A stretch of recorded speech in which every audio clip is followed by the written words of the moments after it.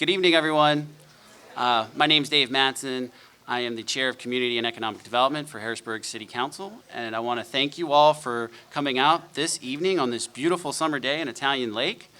And I'm going to just go over a few things for today's meeting. We have some documents that are up there. One document that we do have present today, we have 4 copies, is a hard document of the comprehensive plan. If you would like a copy, one of the copies, our clerk, Chardin, who's wearing the same shirt as me, has one. Again, it's 4. So if we run out, you can reach out to us and we can set up a time to give you a hard copy of the plan. We also have a comment sheet. If you have not had yet an opportunity to comment on the comprehensive plan and would like to, we have pens up there. Grab a sheet, fill it out, and give us your feedback and your comments. And you would just fill it out and put it in the box. We also have an agenda, just going over the items of the plan that we would like to talk about today. We'll go through that. Some of the topics that are in the plan or chapters aren't on the item list, but we will give you an opportunity to comment on those at the end once we finish these. We think these are going to be the ones that folks are most interested in. And then with that, we also have a summary of the plan. This is sort of a redacted version that gets you the bullet points of each chapter. And before we let Mr. Knight give us a summary of the plan and our activities so far, I would like to open up to my colleagues if they would like to say anything or greet the audience. Good. Good evening. Just wanted to greet everyone. Thank you all for joining us tonight. I look forward to our dialogue on the comprehensive plan.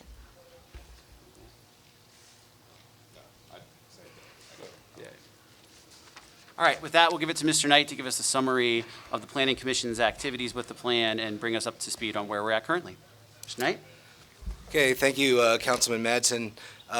So to provide a brief overview of how we got here today in front of you all, this is kind of the tail end of the process that began back in September of 2014 when a steering committee was formed to develop an RFEI, a request for expressions of interest, and a request for proposals, after which point a consultant team was selected by the steering committee. And throughout the following year of 2015, the steering committee members, planning commissioners, planning bureau staff, and I believe members of city council as well were out in the community at various events and forums and venues. They included everything from National Night Out to block parties to presentations to neighborhood groups that requested them. In addition to this informal communication and engagement with the public, we had some formal meetings and formal presentations that were sketched out throughout the process. This was broken up essentially into 3 sections. There was 6 public engagement sessions at the beginning of the process. There were 6 public engagement sessions towards the end of the process in the fall, and then throughout there were 3 meetings with specific topics, and the first of those was transportation. That was held in the Harrisburg Transportation Center. There was one on housing, and that was held at the First Church of the Brethren up on Hummel Street. And then there was a final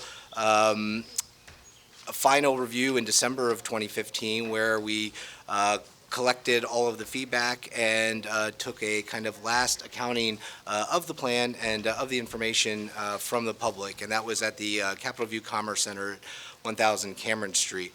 After that, the consultant team began working on the document, and throughout the next year or so, and there was a document provided to the city. The Planning Commission felt that the document needed to be copy edited a bit and reformatted, and so they secured the services of a copy editing consultant.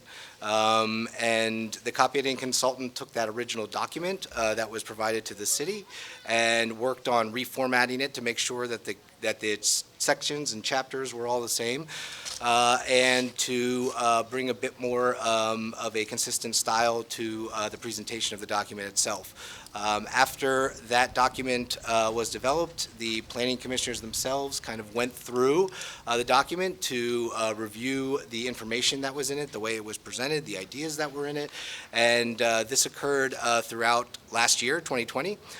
In September of 2020, the Planning Commission at a meeting on September 17th, I believe, voted to adopt the document and to present the document to City Council. The document was presented to City Council via a presentation in October of last year, and since that time, it's been in City Council's kind of portion of the municipality's planning code mandated review process. And as part of that process, City Council has decided they wanted to extend the process a bit and work on soliciting additional comments and questions from the public. This involved 2 Zoom meetings earlier this year. At the Zoom meetings, Council heard that the community wanted to make sure that people who weren't able to participate via Zoom for whatever reason also had an opportunity to come out and be heard. And that's why we're here today. The first of those meetings occurred last Wednesday at the Department of Public Works building up on Paxton Street, and today is the second of those meetings. And so what we're hoping to do is to hear more input from the public on the chapters, as Councilman Madsen has noted, to help inform the City Council members in their next steps in the process. Okay. Thank you, Mr. Knight. Just want to acknowledge my colleague who wears a few hats in the community, Councilwoman Asha Green, who's our Public Safety Chair. She's also on the Planning Commission as well. So a lot of deep knowledge of the plan. So the first chapter on the agenda is Land Use and Community Facilities. If you have the redacted version, it's the very next page. And it'll go over and show you some of the highlights, key issues. And from here, we just want to see if there's any feedback that folks in the community may have. And just if you do, please step to the mic and provide us that feedback and commentary. And as we're going along, if you have not been able to submit or put in your feedback on one of the sheets, please do so as well. And with that, we'll open it up for your comments on land use and community facilities. And one last point too, sorry. Seems like a lot of people have the sheets in front of them, but we do have comment sheets over on the table to your left. You're welcome to grab a sheet at any time. We have pens over there. Our Dave Clapsaddle, the Deputy Director, raise your hand, Dave. We'll be able to provide you with those, so you're welcome to fill that out as you're attending the meeting today, and it could be something you say into the mic, it could be something additional, but please feel free to fill that out and then drop that off in the box right beside Dave. So thank you. Thanks for that, Jeff. Also, I just want to note, if there's any folks that would like a Spanish interpreter, we do have one present to help with that. And then the meetings are clearly being recorded, but I just wanted to note that for the public's benefit as well. So with that, we'll open it up to comments on land use and community facilities.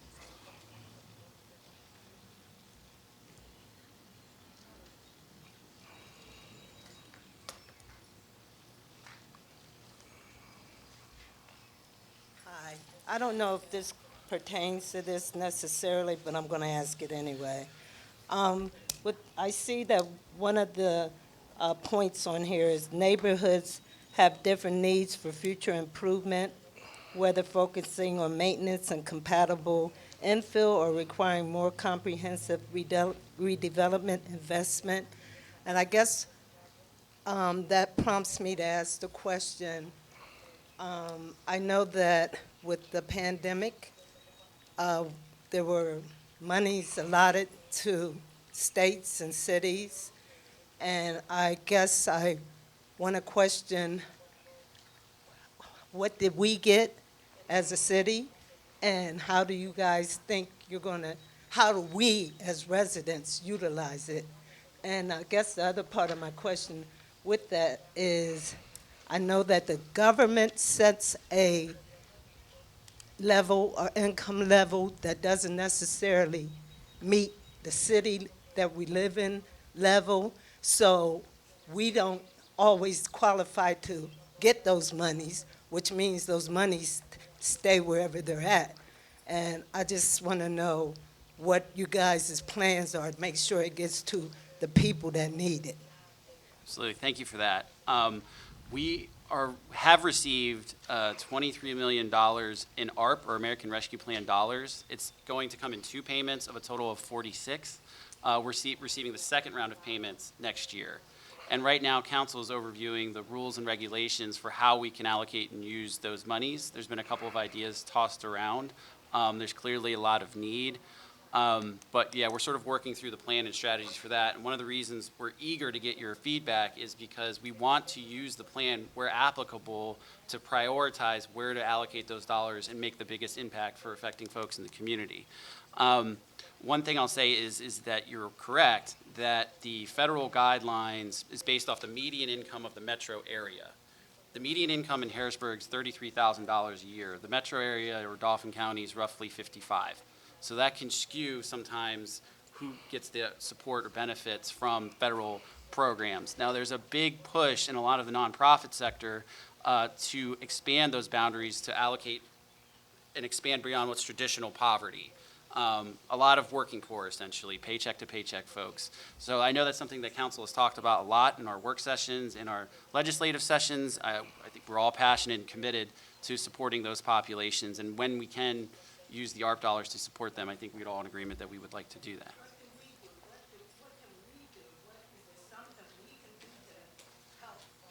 Write your congressman.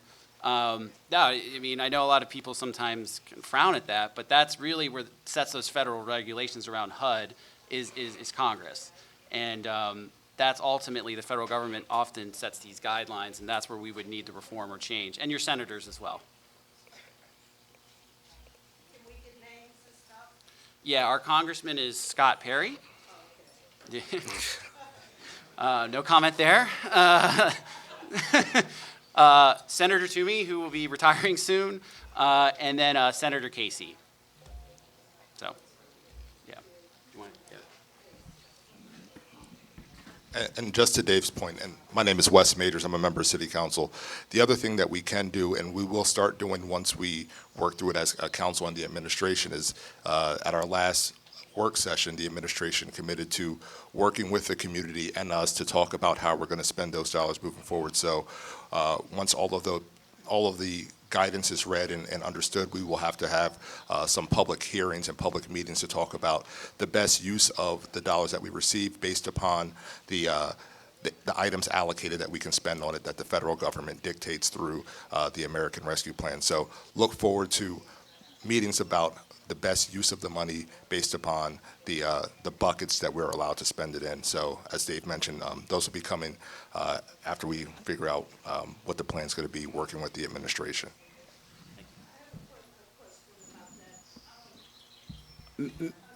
Can everybody hear, or would you mind stepping to the mic again, please? I appreciate you guys being here, but I have a comment about that also. We get few participants, I see, because we are not aware when you guys are doing this. And I only found out about this meeting through word of mouth. Like, I don't never see anything on the news. If you see it, it might be at that 12 o'clock news when nobody's home, and it's real brief. So the word's not getting out to the people that need to be here, because there's a lot more people that care about this city than the ones that are here. So I don't know if you can do something about that, making sure that through mail, something, that the word gets out when you guys are trying to do what you're trying to do. Yeah, and we get that a lot, from being candid. The problem is that we do go through our normal channels, we do send out press releases, we do let the media know of these events. It's up to them whether or not they want to report. We do have some media here this evening.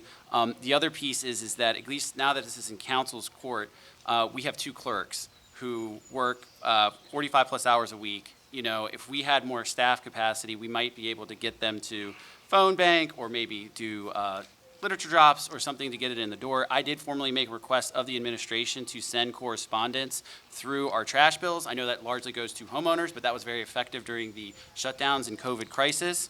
However, they did not do that. So.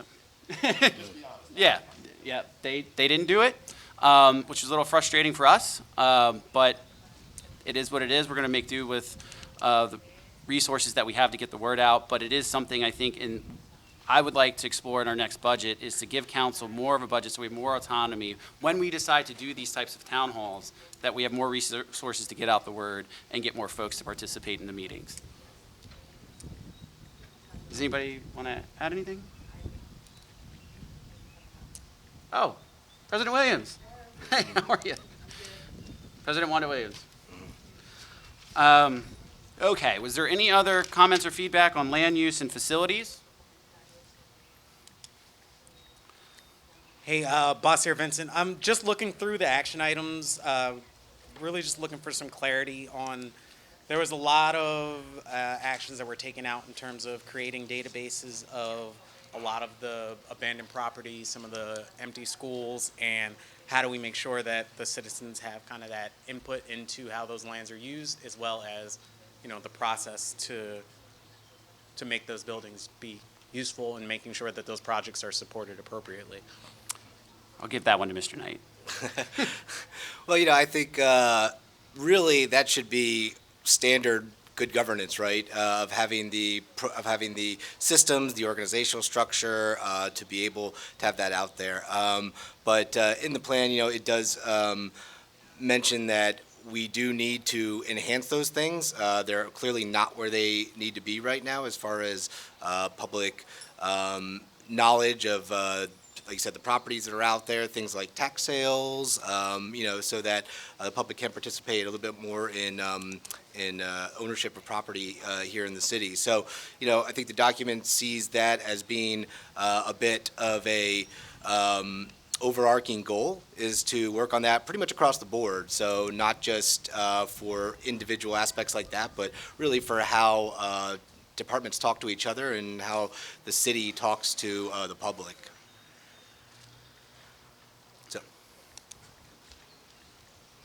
So my challenge is they're overarching goal, but we took out anything that would actually take action steps to achieving that goal. So how do, you know, where's that supposed to be taking place? If it's not laid out in the comprehensive plan, like the first step is create a database, have a partnership with the school system.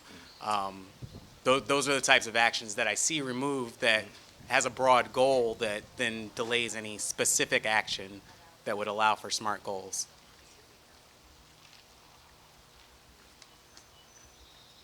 Yeah, I just want to touch real quick on the school districts. Obviously, on some of the school buildings, obviously we have the old William Penn behind us, and that we get a lot of comments and feedback on what's the plan with that building. It is currently owned by the school district. And what would have to happen, I think, is the city, right now, I don't know that we have the resources to purchase it from the school district or what that would look like. But part of what makes it hard to make a firm commitment to what we can do with that school is that we don't own it. So, and the same goes for Steele School as well. But I do think we could do a better job of working with the school district to at least provide some sort of plan or information to the public to talk about what we can do instead of leaving them vacant. So that's, yeah, just a follow-up to that. Does anybody else have any comments? Do you want to? Oh, sorry. Hey, guys, go. Please, you have any comments? Good afternoon, or good evening. This is quite fortuitous. I was just walking past, did not know that any of this was going on.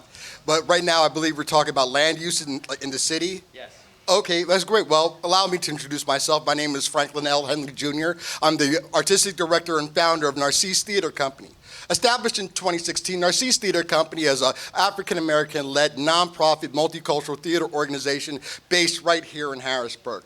And I would love to tell you about our next project, which we are doing right here, September 3rd to the 11th, at Italian Lake Park. We're doing a show free to the public. We're doing Rashomon. Oh, it's a crazy story, let me tell you. It is a hard-boiled psychological thriller set during the Tokugawa period of feudal Japan. What we're doing in Narcisse Theater Company, we are combining Western and traditional Japanese theater like kabuki and kagura and putting a layer of tribal African art over top of it, kind of like Afro-kabuki, if you will. The reason why I stopped here tonight, because I would usually come over here most evenings and take a look at the site. We start rehearsals here August 3rd, and there are some land use questions that, we've been having some problems with, not problems, but trying to, come to a conclusion with the city. Mainly, one part of our production that we're having here, we're going to have to put up and tear down our set every single evening. Now, as you would expect, this is going to be kind of a tribulation for us, but it's something that we could handle if we had a little more help from the city, meaning that building over there. Now, I've spoken to people at Park and Recs, and they've said that yes, that during the run of the show, that we would have access to it. But what we are asking for is access on a different sort of level. If there's storage space, if there's space inside that building, we would like to know if we could, listen, we have no problem with paying, renting out. We have $1 million liability, we're totally insured. If we could just have a little help from the city with some other things, like, trying to pull this event together. As you might not know, there is no running water per se here, except for that fountain, in the park. You know what I mean? It's like with that and with some other things, we would love to be able to sit down and talk to some of you one-on-one or with some other people in the city and try to resolve these issues. If at any point in time, if I can give you guys my email address, or if I can get yours and we can speak about this on a more deeper level, I would love that. But other than that, if you want to find out anything what we've done in Narcisse Theater Company in the past 6 years, what we're going to do in the future, our mission, our values, and goals, then I urge you to please check us out on www.narcissetheater.org. Also, you can find us on Facebook and on Instagram. Smash that like, hit subscribe, and we would love to see you out here at the park September 3rd, 4th, 5th, 10th, and 11th at 7:30 p.m. Thank you very much. Thank you for that, sir, and we'd love to help you. So we have our chair of Parks and Rec Committee, that's Shemaine Daniels. She can work with you on that, and then we have our Parks and Rec Director, Dave Baker, in the back there. He can work with you as well. So just if you're sticking around afterwards, you can, okay, thank you. Okay, I don't know if this pertains to the land thing, but I'm gonna bring it up anyways. There's the rumblings going on about a toll going on between the East Shore and the West Shore. City Council, do you guys have anything to do with that? That would be the state. So federal government runs, we can't really tell them what to do, and same thing goes with the state. They tell us what to do. So that's a state issue, but it is something we do have concern over. I just have 3 brief comments. My name is Ron Johnson. I live at 1847 Zarker Street. And the first one is the clarification for the media. We're referring to the here and now. We are sure you have covered a lot of these shooting incidents throughout this city. I have a senior citizen in Edison Village who just took a bullet through her kitchen window on the 4th floor. The whole building on the senior citizen side is shook. So I'm trying to help them out as much as I can. I keep coming to City Council, asking them for a plan for every year except for last year.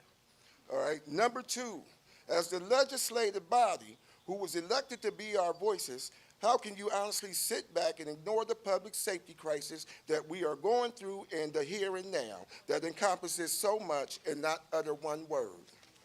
And number 3, I see you mentioning prioritizing the plan.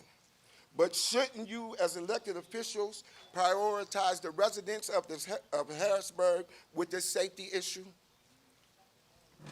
We do have our public safety chair. I'll let her comment and follow. Oh.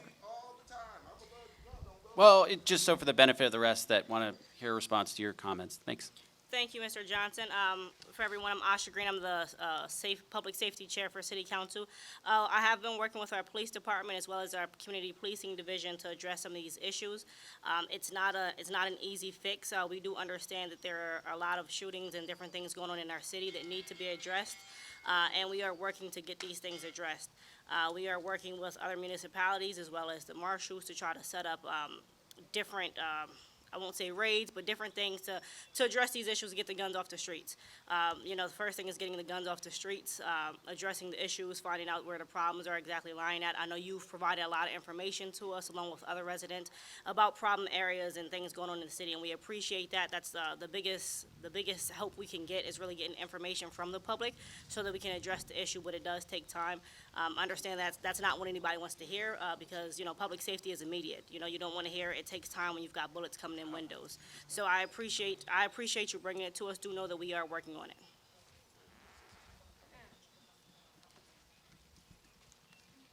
My name is Elaine McPherson, and I live out in the Melrose Garden area. And we've been calling downtown almost every night because of the fireworks. You go to bed, try to get some rest, sleep for about an hour. The next thing you hear are fireworks. And we're concerned because sooner or later, somebody's house is going to get burnt down. These are big explosions. They're way up in the air. And you can call, we call, the neighbors call one another. We call downtown. And all we get is, we've had several calls. We know what's going on. We're trying to find out where the fireworks are located. Saturday, I told them where they were located. Meant nothing. Homeowners are really getting tired. We have a lot of homeowners out in that area that are now selling their house and moving because of all the stuff. Yes. Yes. And yeah, they're selling just to move, and they're not really getting what their homes are worth. And I think it's horrible that homeowners are not taken into consideration.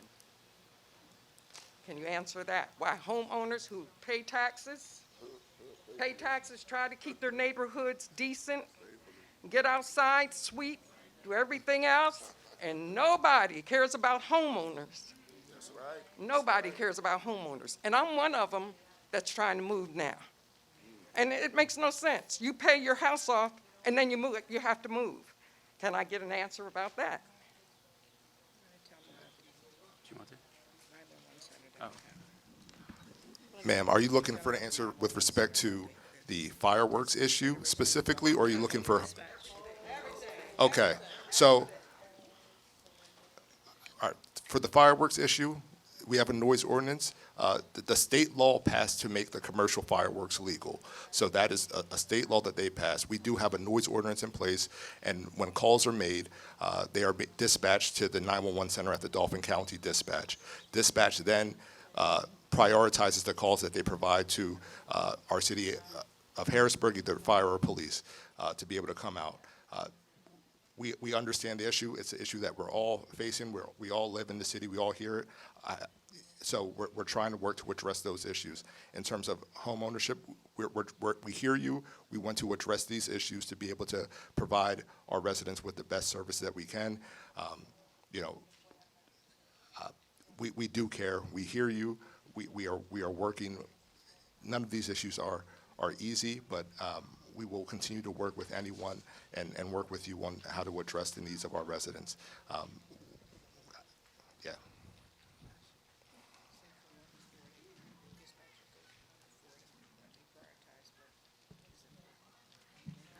Hello, Council.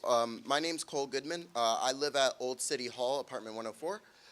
And I just wanted to, under the land use and community facilities, under goals, touch on point 2 and point 3. So Councilman Westburn Majors has been really responsive on this issue. I've talked to him about it, but I just want to bring it before almost all of council that's here. We're talking about the state, and it says here, strengthen the city's role as the downtown of the central Pennsylvania region. I don't know how we do that when we have a state government that completely disrespects the city that we live in. You know, we have state police and patrol officers on horseback, and they literally let their horses just crap all over in the middle of the street. And I've had residents come to me and say, I've literally stepped outside my door and stepped in a bushel of horse manure. And I know Councilman Majors told me that that is Commissioner Carter issue, that he would be the one, or the mayor would be the one, to request the state police. But if we're looking to bring people to Harrisburg and put our best foot forward, I'm not advocating for no police downtown, especially on a Friday or Saturday night, but why do we need horseback for intimidation? Like, why are they there? That's my first question. My second question, and ma'am over here brought it up a few minutes ago, with improve the city's east and west connections. What is council doing to lobby the state to not implement a toll tax for Harrisburg residents to just go across a bridge?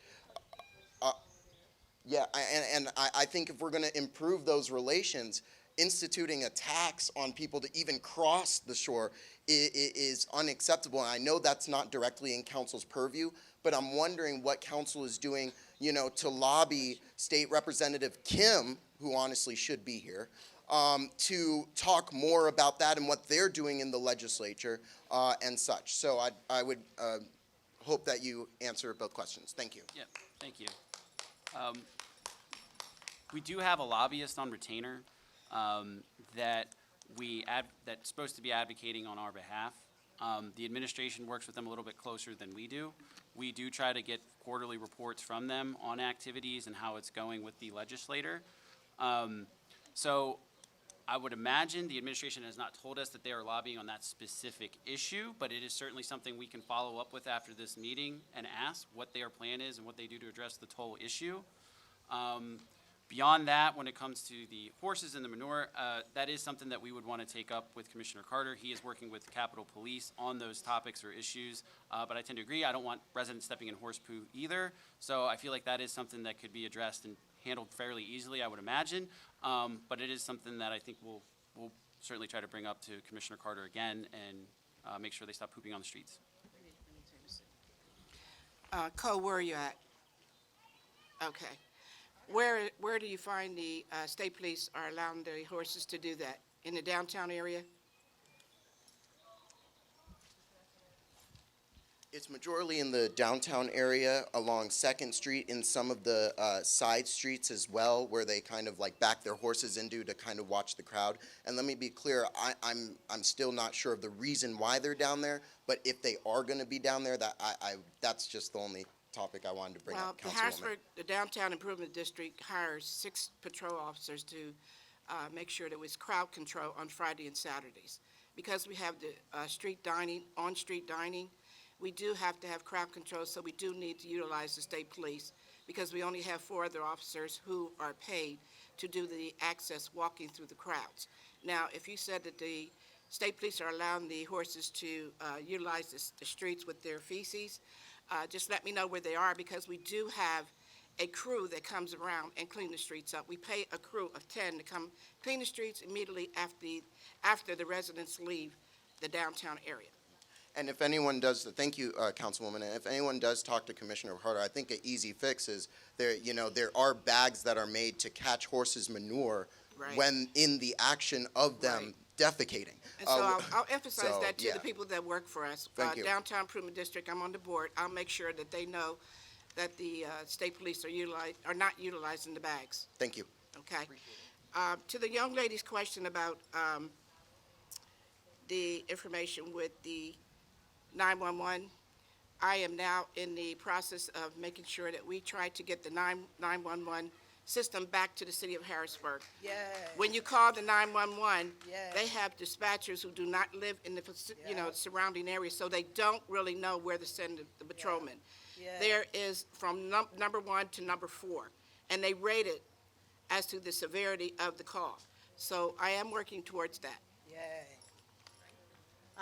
Here I am again, but I don't know if this pertains to land use and community facilities, but I'm thinking, I know that the state, the mental health building that was up by the farm show, the state hospital. I'm wondering, because we do have so many mentally ill people wandering around, and they're like going into homes and houses and bringing the neighborhoods down because they're not being addressed mentally. Is the city working with the state, or is there any plan within the city to do something about housing our mentally ill? Yeah, We have services. yeah, we work with Dauphin County Human Services. I sit as the secretary for the Capital Area Coalition Against Homelessness. A lot of the unsheltered community suffers from mental illness for a number of reasons. Part of the issue that makes it complicated is we'll send people out to try and get them sheltered, but a lot of times they refuse it for whatever reason. And, you know, the way the laws are written is they have free will. So even despite trying to get them housing, sometimes they might not be ready for it or in a place where they want to receive the housing. That's part of the problem. But we are working with our Harrisburg Housing Authority, constantly communicating with them every time we have a budget to see how we can allocate more resources so we can expand more housing for our unsheltered community. But we do work closely with the county on programming, and our officers have gone on through training as well on how to deal with folks that are struggling with illness or crisis. I want to touch on her and her question with the mental health patients. Sorry, Councilwoman Daniels would like to make a Yeah. follow-up comment. I would also like to add that one of the things historically is that when it comes to the history of treating mental illness is that it is illegal to simply lock people up for mental illness, right? So what happened when folks were deinstitutionalized is the money was supposed to shift over to services, and really they haven't. So part of our job too, as city council members, but also you as residents, is to talk to, at the federal and state levels to increase funding for mental health services, because a lot of the folks, are in difficult situations because they're not getting the supports they need. So instead of dealing with just, the folks who are a danger to themselves or others, we're dealing with everybody when there should have already been support for everybody. Yeah, because they wild out, they end up in jail, they go to jail for a little while, and they're back out on the street. It's a vicious cycle, and it's a public safety. It's not So I only think, that. so I think as we, especially now under the Biden administration, there is a lot of discussion about what the next budget looks at the federal level. So this is a really good time to reach out to your Congress people to look at those line items, expenditures at the federal level, so that we could get additional supports, financial support. It's not only that. These investment property owners that come into the city with no real connections to our communities go down here to Cameron and Sycamore and rent these supposed to be apartments, but they slash them into rooms and put mental health patients inside of these rooms. Not only are these mental health patients on psychotropics, but they're also on illegal drugs. I know up on 19th and Zarka a couple years back, a man laid in 107-degree temperature dead for a whole week. Now here recently, there was another death in the building. The man laid in there for a couple of days. These people are living in these places where people are actually dead in the adjoining room, and nobody's doing nothing about it. I don't understand it. So if you get a situation like that, do email me. It's, for everyone, my email address is sdaniels@harrisburgpa.gov. Do email me because, when it comes to services to vulnerable populations across the board, whether it's mental health, undocumented people, women who are victims of domestic violence, is that there are also predatory providers. So they may be billing the state and the federal government for services that they're not actually providing, and that involves like filing formal complaints and getting them on the radar of whoever is giving them the money, if they're like a legitimate, if they're trying to pretend to be a legitimate provider. So sometimes, depending on what it is, there may be recourse, but just email me and we could try to do the research to find out what kind of entity we're talking about. Yeah. Before we get into the next, was there any final comments on land use? Oh.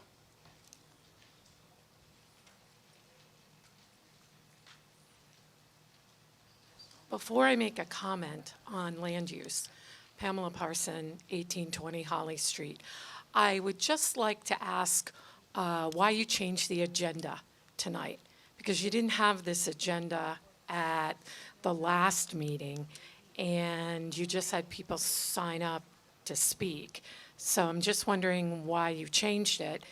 I guess maybe because you didn't get the responses that you wanted, so maybe you would try to get people to think more in the direction that you wanted. But anyway, since we are talking about land use, number 10, under goals, number 7. I talked about 10 at the last one. Modernize the zoning code to provide more flexible and sustainable method of development and land use. My question is, have you taken into consideration urban agriculture?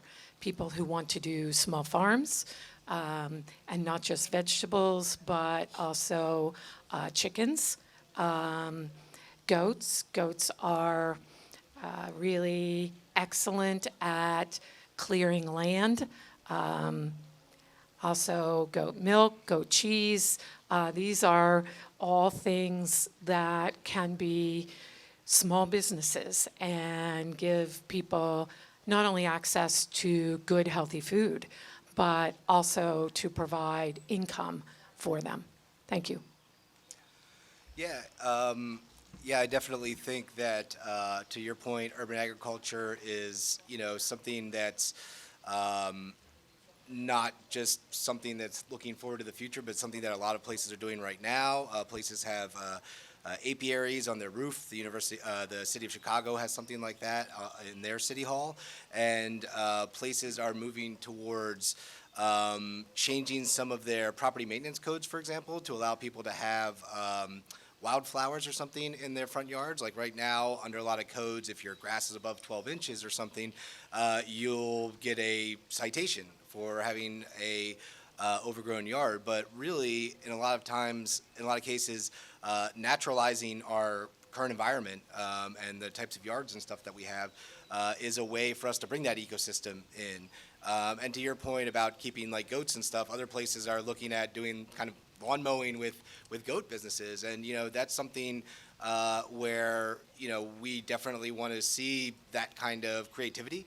And we want to make sure that our regulations, not just the plan, but any zoning code we have in the future allows that. Right now, we have an urban livestock and agriculture use in the zoning code, but it's special exception across the board. So there's no place that it's permitted by right. So when we do a new zoning code that would follow the plan, we want to look at how can we promote that more, and that's removing that hurdle so that you don't have to go before the zoning hearing board. You don't have to pay for the application. You don't have to wait 6 weeks to go through the process, but you're able to do that by right. I'll follow up on the agenda piece. That was my decision as chair.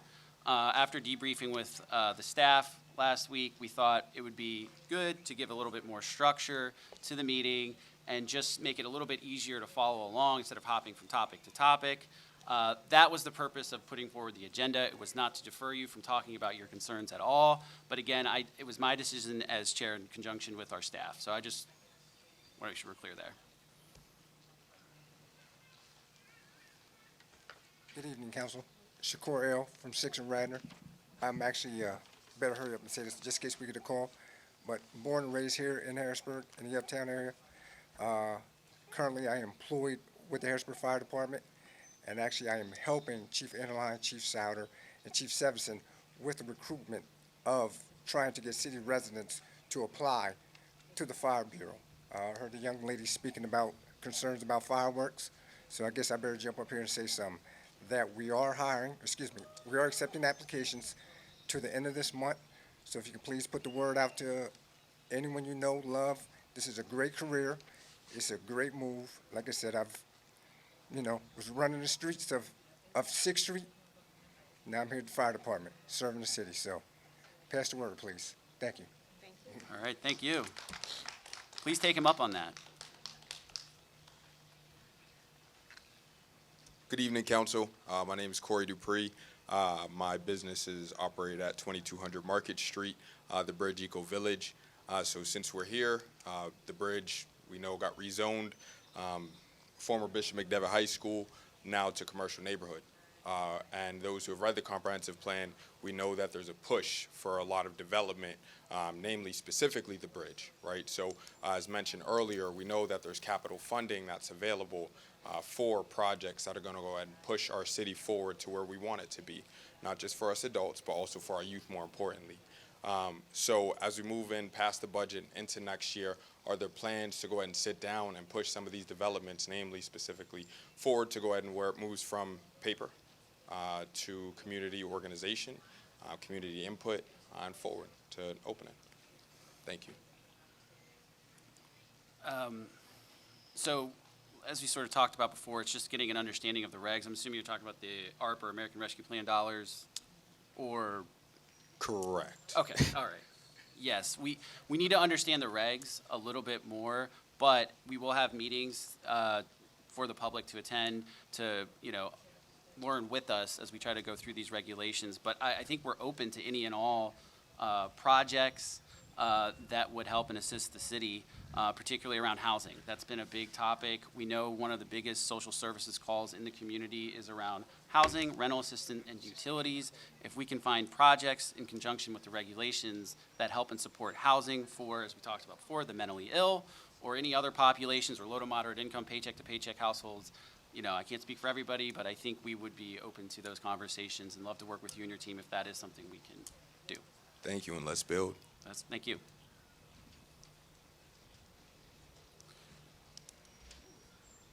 Okay, I think we're ready to move on to the next item, and that's energy and utilities.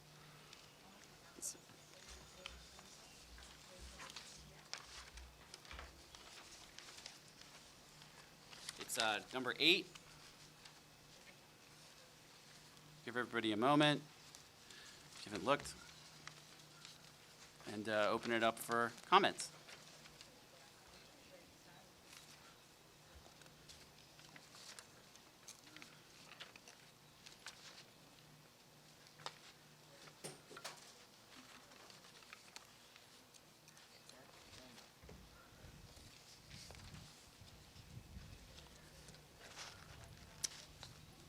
Any comments on energy and utilities?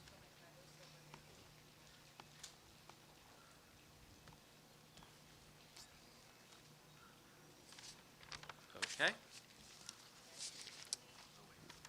Oh.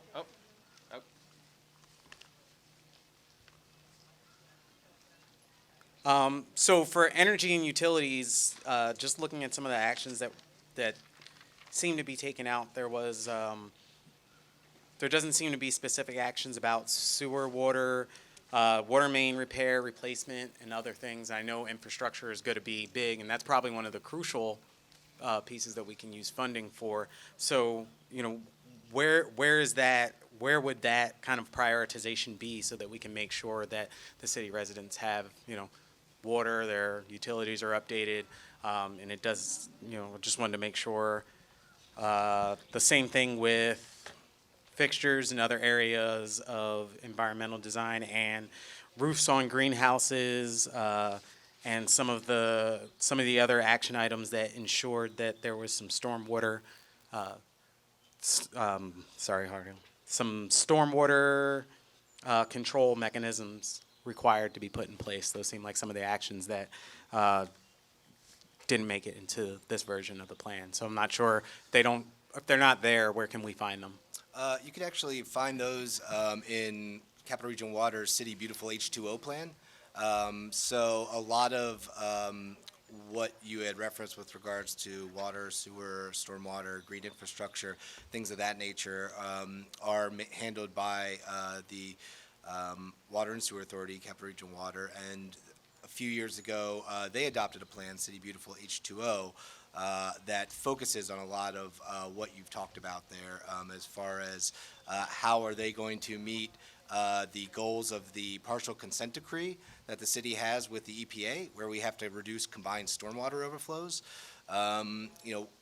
As climate change becomes more of a thing and exacerbates things that we're already dealing with, we're going to see more frequent and heavier rainstorms. So that's going to put a stress on our storm sewer system. And so a lot of what CRW's plan is meant to do is meant to intercept rain before it gets to our system, because digging up the system, widening pipes, things of that nature would be pretty expensive.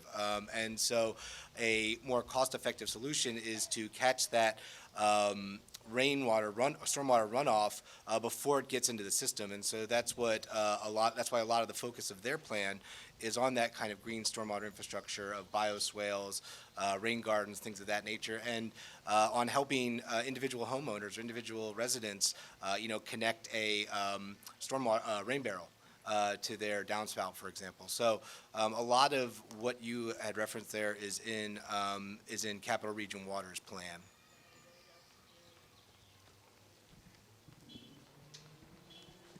Hi. I'd like to look at goals 1 and 2 under energy and utilities. Number 1 is the push for more sustainable energy generation strategies and policies and programs. That is incredibly vague. And your energy policies can be in direct opposition to your third value.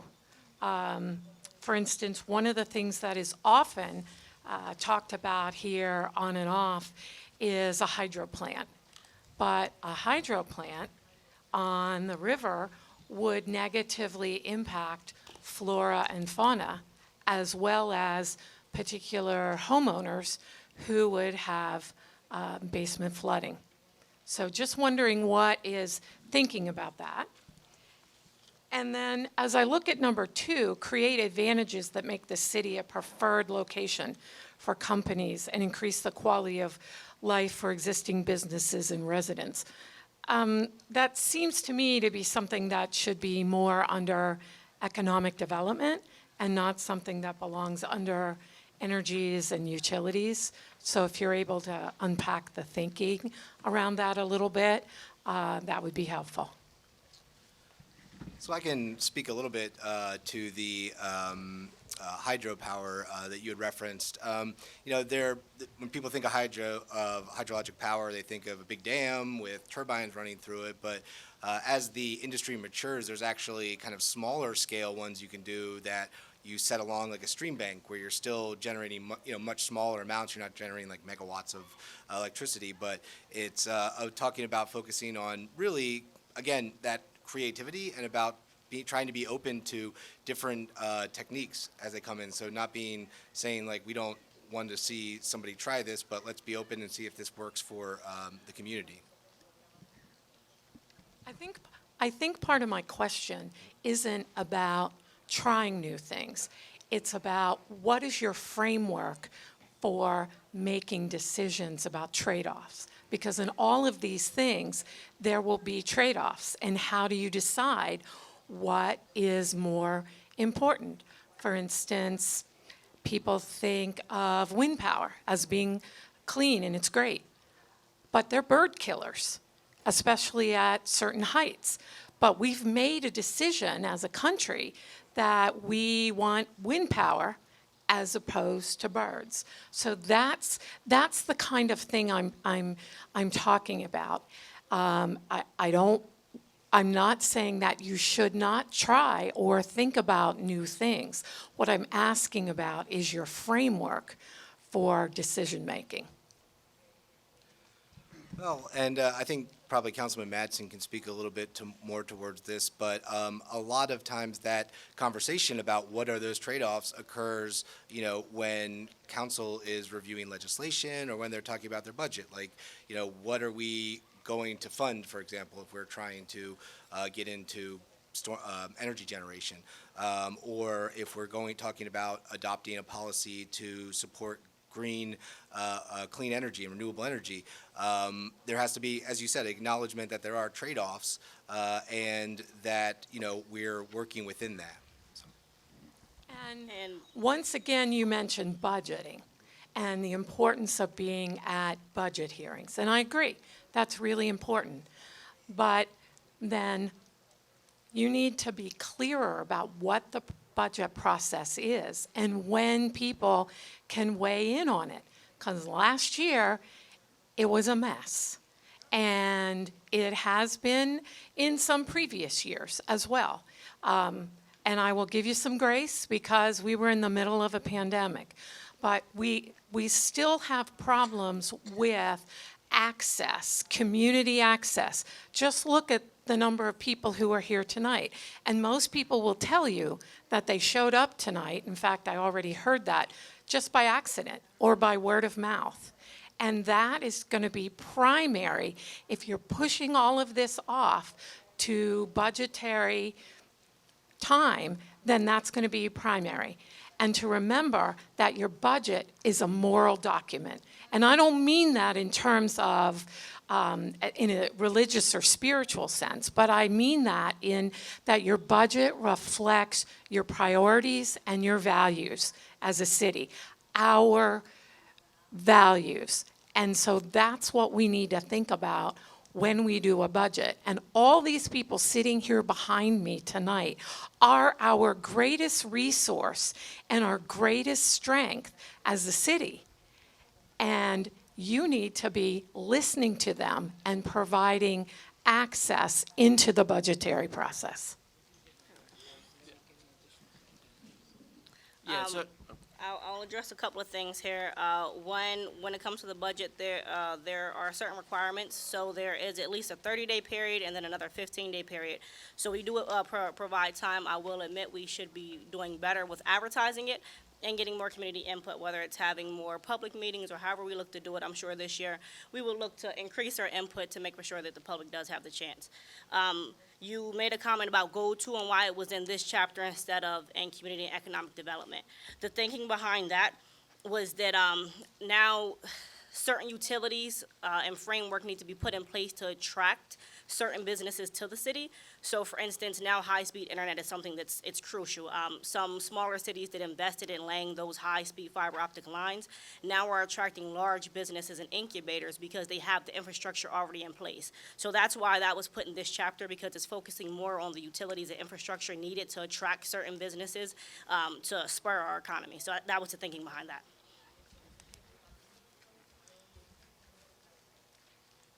Hey, yeah, Miss Winnie O. I would kind of guess like to piggyback off of those, both Ms. Parsons and Basir's comment and reiterating the point of internet accessibility being a public utility, not a luxury in this day and age. I definitely support however you choose to align that with the budget and making sure that everyone in the city has access to that. That'll be really helpful. Also tagging to what Basir said in asking about the certain elements that have been taken out in all of the chapters, right? Because as I recall, Councilwoman Asha Green, last time you said it was minor tweaks. However, if I was gonna ask, perhaps Mr. Knight, does there currently exist tracking, a list of those track changes that were made from that past format to this version, and maybe that will help people understand where things went? I believe so. And where is that? Could you share a link for us, please? Sure, we could provide that. Sure. Awesome, thank you.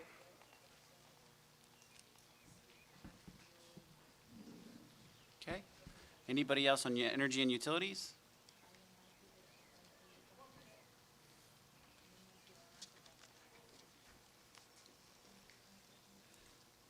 On my way here, my driver, because I locked my keys away from me, we were talking about people not knowing about meetings. And one of the problems that we have is we hear things on Channel 20, I believe it is, but the problem is Channel 20 is only available easily to people who have Comcast.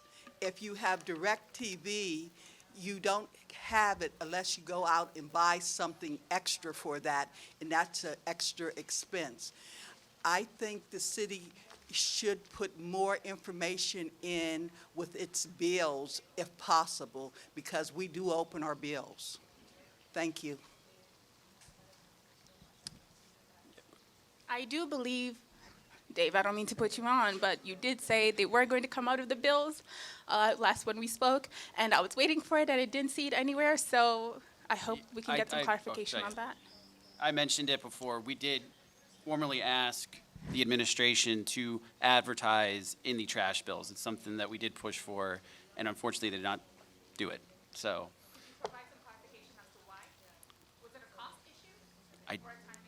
I cannot speak on the administration's behalf.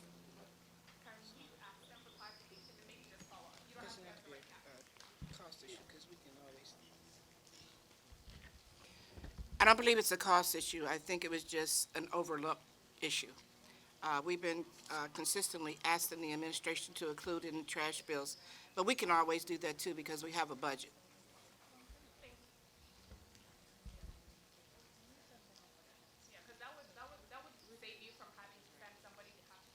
Agreed. I'm a big fan of it, for the record. I asked a few times, and so did they. Yeah. Yep. Anything else on energy and utilities?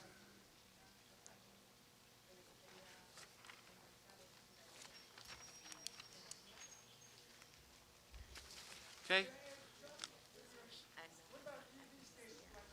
Sir, could you come to the mic? You're good.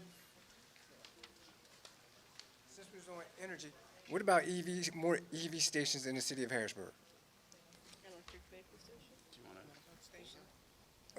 Could you repeat the question? What about more electric stations for electric vehicles in the city of Harrisburg? Because it's on like, what, 2nd Street, and then down in front of the museum, there's a couple. Yeah. Yeah. So we have, currently there are electric stations along 3rd Street. There are some on 2nd Street, and there are also a partnership that we have that are on City Island. As we get more electric vehicles and that infrastructure will expand, but those are all partnerships. It's not all just the city of Harrisburg providing those, or partnerships with some of the companies. So that's another thing that we can explore with adding those stations as the electric vehicles become more prevalent across the country and then our region. Thank you.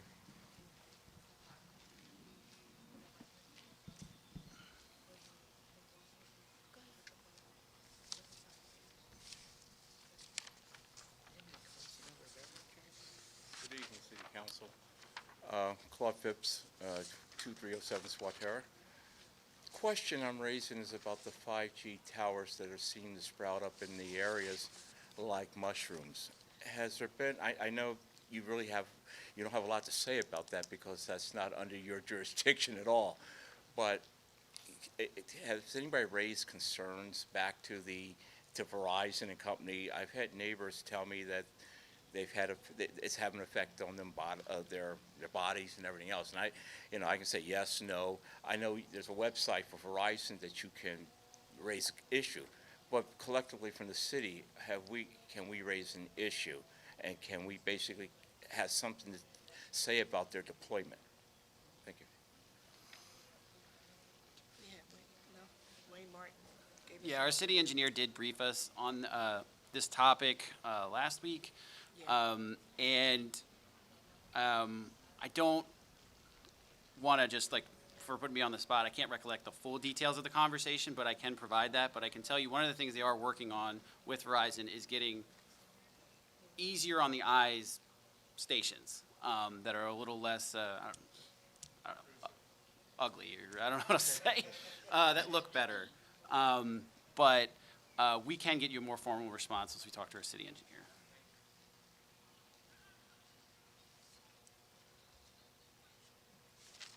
Okay. Next item was mobility and access. That's number 4 on the summary, please. This is my favorite, well, one of my favorite, when you yell back at it. Whew. Where do I even start? I guess at the beginning. So if you recall last weekend when you had this meeting, and I did start with the question of the police quarterly reports, and a council person tried to redirect us and say it had nothing to do, that it was irrelevant to the comp plan. I would, and reiterated that on yesterday's meeting, that it is not pertinent to this comp plan. I would just like to preface by anything that has budgetary allocations to this plan ought to be considered, especially if it's a public safety issue that is tied to mobility and access in the city, especially when it disproportionately could potentially affect certain demographics in the city, speaking as a professional in this. And so, first of all, I'd like to acknowledge those who have been victims of police brutality, because again, that aligns back to our transportation safety. That's a public safety issue. We understand that we do have shootings otherwise, but also when it comes from folks who are supposed to be protecting and serving you, that's a different sentiment. And so given that we are, again, tying it back to the comprehensive plan, I will start by saying this. Give me a moment, let me go. Take your time.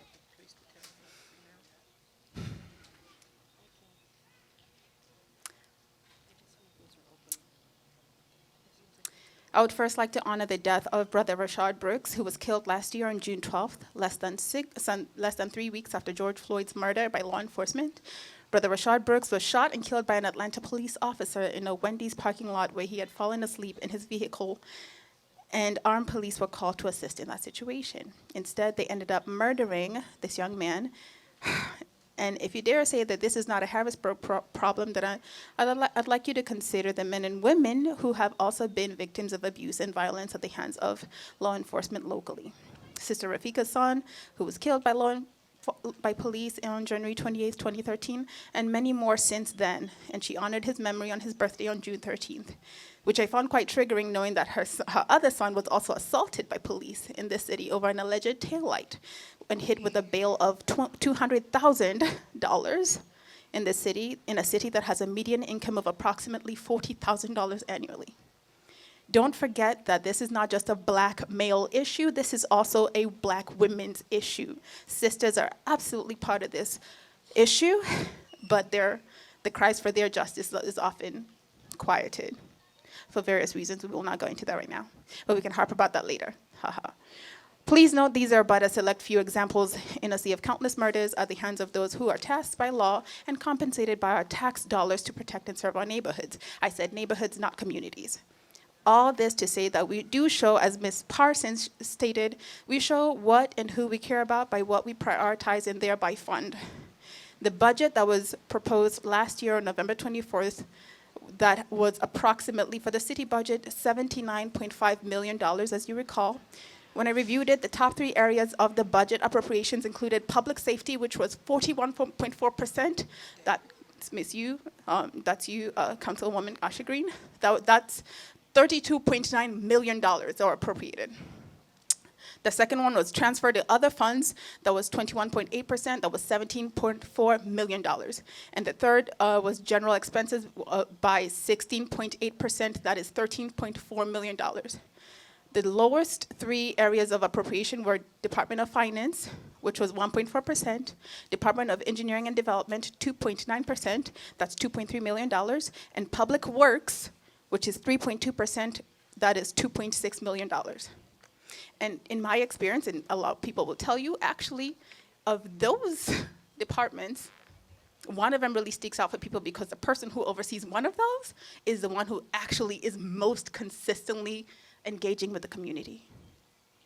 I will not call him up, but y'all know who it is if you know. And so all I'm asking is on behalf of myself and the community, we'd like additional clarifications on what those other funds and general expenses are at the annual review at the end of this year, hopefully. And so outside of the summary and introductory chapter, police is mentioned 46 times in the comprehensive plan. That's in land use and community facilities, mobility and access, and the integration and implementation chapters. Public safety, on the other hand, is mentioned 17 times in the comprehensive plan, in the land use and community facilities, housing, and the integration and implementation chapter. Why does this matter? In the mobility and access chapter, it is mentioned 22 times. Well, technically, it doesn't say public safety, it says safety, but safety in context of public users, whether that is motorized or non-motorized vehicle users, pedestrians, cyclists, children, elders, and differently abled people. And Vision Zero, we cannot, again, I'll keep saying this, we cannot disregard the importance of Vision Zero and understanding the need for intentional inclusion of intersectionality in any data collection or analysis that are collected there from that will inform the policies that go ahead and govern the city. And so obviously that's tying back to the principles of arrested mobility and intentionally tying in communal trauma in public safety and how we implement public safety in the city. And so we know that the relief funds will be approximately $50 million, which a little over 20 million have been dispersed already. And so that is the equivalent of 63% of our annual budget. So to me, those numbers are pretty eye-opening. And so based on your comments from last week as well as from yesterday, where you reiterated that you wanted the focus to come back to the comprehensive plan, but last I checked, this document here is to literally govern every aspect of how we envision every aspect of Harrisburg living and where we would like to live in and hopefully leave for future generations. And therefore, I must say that I am immensely perturbed to see and know that for sure you evidently see your role as the public safety chair on this council board as irrelevant to the comprehensive plan, especially in regards to this ordinance of the quarterly reports that have been due to the city, specifically to you, through your legal team. The police department representative on Tuesday, Deputy Chief Sorensen, forgive me if I've said that incorrectly, was actually unaware of the returned report by his own admission due to that missing signature situation. So I would like to request that you please clarify some logistics for us, such as to whom does the report get submitted to in City Council? I just want it on the record, beyond your legal representative. Can you provide a link to the reports that have been currently submitted as to date? And you mentioned also it was a year or so since you received the last quarterly report, and now you have had about a week to review your records to determine the exact date of the last receipt from the last quarterly report submitted. If you can provide us with the date for that particular submission, that'll be really appreciated. Also, what is the current penalty for non-compliance with that city ordinance? I do not see any penalties stipulated in the chapter itself. If you can provide a reference for such, that'll be really greatly appreciated, because in similar ordinances, such as the noise complaints, it does include civil remedies as well as penalties, but that is not included in the quarterly report section. Also, will the next report therefore cover all missing items from that last submission to the latest submission date for that ending quarter? Also, how comes the residents were not updated of those conflicts in communication of that submission process, even though folks have been asking about this quarterly report for about a year now? And so, I know this question was asked during Bill 8. I have submitted several emails. I haven't gotten any responses yet, so maybe some clarification on that would help. And so if you're asking, well, why is she bringing all this up, right? The point is, what we want are clear metrics and mechanisms or processes for accountability in regards to our elected and subsequently appointed officials in the city. From the last comprehensive plan meeting, you mentioned it was only minor tweaks. And again, as I mentioned before, I believe Mr. Knight will provide us with a link that shows clearly all the things that were taken out and things that were replaced, or where we can go find them, where they were moved to. That'll be very helpful. And so letting the people know where and how and when the community can review these itemized changes, that'll be really great. And really at the end of the day, as other people have mentioned, what do we want is we want effective public engagement from you. We want effective, not just public engagement. We want effective public engagement from you. We have voted you in, and we have leased power to you so that you can represent us as your constituents. And therefore, all we are asking for is for fair and equitable, reasonable minimum level of true public engagement in this city for something as significant as this comp plan. Because as somebody else mentioned, I met people last weekend who literally were like, what is this comp plan? What is that? And I had to explain to them, and then send them the flyers and the link and the phone number as to, because some of them had transportation issues. I had to share that with them, and I actually had to ask for that when the city posted about this meeting. I was like, will there be transportation accommodations? Will there be language accommodations?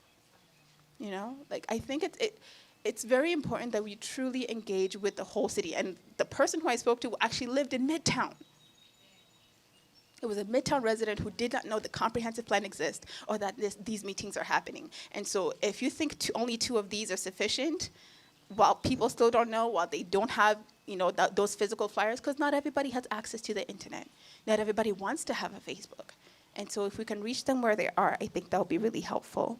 And so again, you know, clarifying, what is your metric of success? That would be really nice to know. What is your metric of success for this comprehensive plan? Not only in implementation, but also in engagement, trying to get your input from your community. How does the current input look like? How equitable is it? And what is your minimum standard in order to ensure that you're implementing decisions that the community equitably wants? So, yeah, and again, you could always reach us. I'm here, Basir, myself. We're with the Harrisburg Comprehensive Plan Community Working Group, YPOC, the Greater Harrisburg Young Professionals of Color, Harassment and Assault Reporting Platform. There's many ways you can reach us. There's people in the community doing work that aligns with the comp plan, and I would encourage you to work with the community because they're willing to work. Even when we disagree with you, we're willing to work with you. So, thank you. Thank you. Huh? Yeah, you want to respond to the public safety stuff? All right, I will respond to as much as I can. That was a lot that you said, so I'll try to respond to what I remember. The date of the last report, from what I can see, was July of last year. There was another question in there. Penalties, there are not the penalties specified in the ordinance. Are you looking to update that in the ordinance? That is something we can look at updating. As of right now, I can't say it was much discussion about updating it before this. Trying to think, another question? Feels like it was more. Yeah, if you could just follow up.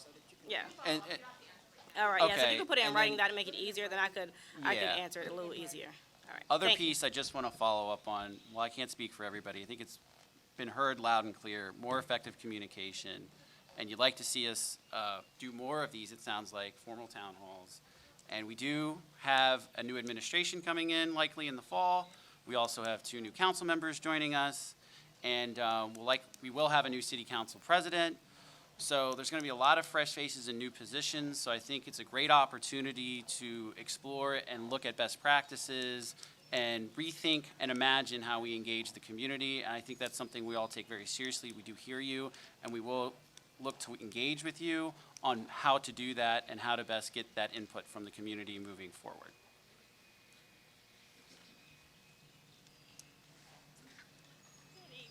Good evening, everyone. Crystal Davis, 14th in Regina. Thank you, Dave, for that. It's very important and it's heartfelt because I think that's what the community wants, is accountability and enforcement.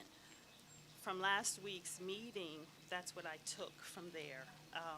And how are we planning to address, can you hear me? How are we planning to address the needs of taxpaying citizens in the city? You know, I almost feel like this comp plan is way over a lot of people's head, mine as well. Because I think that before, to use an example, before I put on new clothes, I need to take a bath. That's my analogy. Maybe doesn't make sense, but needs such as working lights in the city, working street lights, proper street signs to show the names of the streets, response from police when they're called, responses from city government when messages are left, return calls, blight and garbage cleanup, which is a health hazard. I've been harping on that for a while. Pedophilia signs. I remember that young man that got killed last year.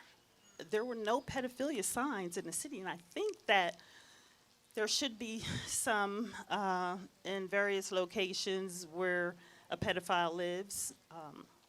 I don't know all the details, but it happened right around the corner from a school, Lincoln School. We need those signs, curbs and pothole repairs. While I was out in the community, I was able to talk to quite a few of our handicap residents who they can't use their wheelchairs, their electric wheelchairs. So one woman had to go out her back door and go all the way around to the front of the building just to get her handicapped child in the handicap accessible van because the curbs, you know, were all broken up. And I'd like to know, are these items a priority for you? Are they important to you? Gun violence. I, too, had a bullet land on my bathroom floor. There was gun shooting. I called the police. They didn't come to my house, and I'm not sure they were even out in the neighborhood, but the next morning I found a bullet on my bathroom floor. They did come, and I found out that there was a shortage of police. I spoke with a public safety representative last week and found out that there is a shortage of police. The police are hired, they're trained, our tax dollars are paying for them to be trained, only for them to leave and go to another borough to work. That is unacceptable to me. How can we make sure that they stay on board with us? Can we have them sign contracts for maybe 3 to 5 years to guarantee that they stay with us? I'm not sure what the answer is. But my neighborhood hasn't had any representation, and I don't know how long, besides myself. So I'm concerned about the safety of our children and everyone, the elderly, the physically challenged people in our communities.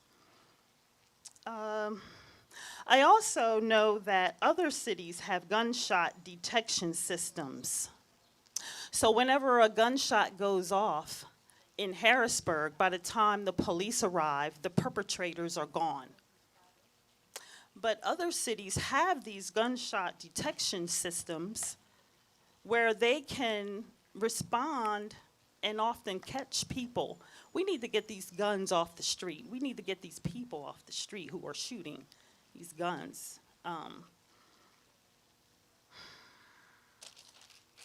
I would like somebody to take a look into that. I'm not sure what the cost is or anything, but our people are worth it. The citizens in this community are valuable. And I want that to be expressed. I want them to know that, because after last year, I didn't know what was going on. It was just such a blank, empty hole in the city. And I'm just here as an advocate for the people. I wish there were more people here. The only other comment I have, again, my question is, how are we planning to retain and maintain adequate police officers? I'm asking you to prioritize the citizens of the city. Prioritize their needs, prioritize their safety, and their basic concerns. Thank you.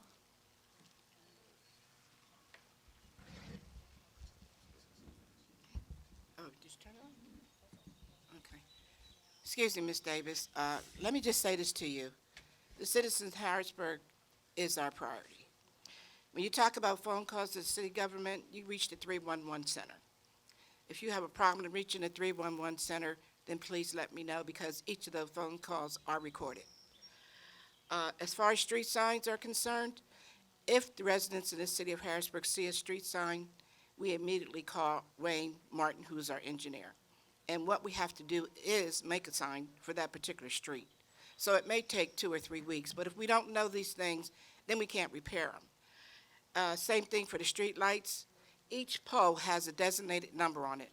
You may call that number to the 311 number, our Wayne Martin, again, who is our engineer, and we will immediately try to fix that light. Now, if we don't repair that light within a certain period of time, you can also call the city council office and speak to one of our city clerks or assistant city clerk. To address the pothole repairs, we have started repairing most of the potholes. You do have to wait for a certain time to be able to repair some potholes in the city of Harrisburg. It depends on the type of material that we use to repair the potholes, because you don't want us to put down the wrong material, and 2 weeks later, the pothole is there again. It exists again. For the curb repair, for the last 4 or 5 years, that has been our priority, to fix all the curb repairs and make them ADA accessible. 6 years ago, we had wheelchairs come into the city council and requested certain requirements and certain amenities to the residents of this city. When you talk about the police officers are given a contract. If they decide to go to another township, they are required to repay the training. And in most times, we can't keep them because most of the police departments in other areas will pay that amount of money for them. So I just want to make sure that you understand that we are taking really seriously consideration to our residents of the city of Harrisburg. And if you have any questions, I'm always available. If you have concerns, I'm always available. I make it a priority. And I'll give my number out, 717-421-9088. Thank you. 421-9088. Thank you, President Williams. I have been in touch with the city engineer on quite a few issues in the city. My understanding is also that a lot of these items don't even make it in the budget. So that's why I asked if they're a priority. Yeah, it's a priority, and they are in the budget. And if there's a concern about supplies, no lights or no street signs, there is money that we can reallocate. We reallocate every month, so that's not a question. Okay, great. I will be in touch. We reallocate funding for what's necessary to make sure that we provide the best services for the city. And like I said, if you have a problem, call me, and I will immediately respond to you. Okay.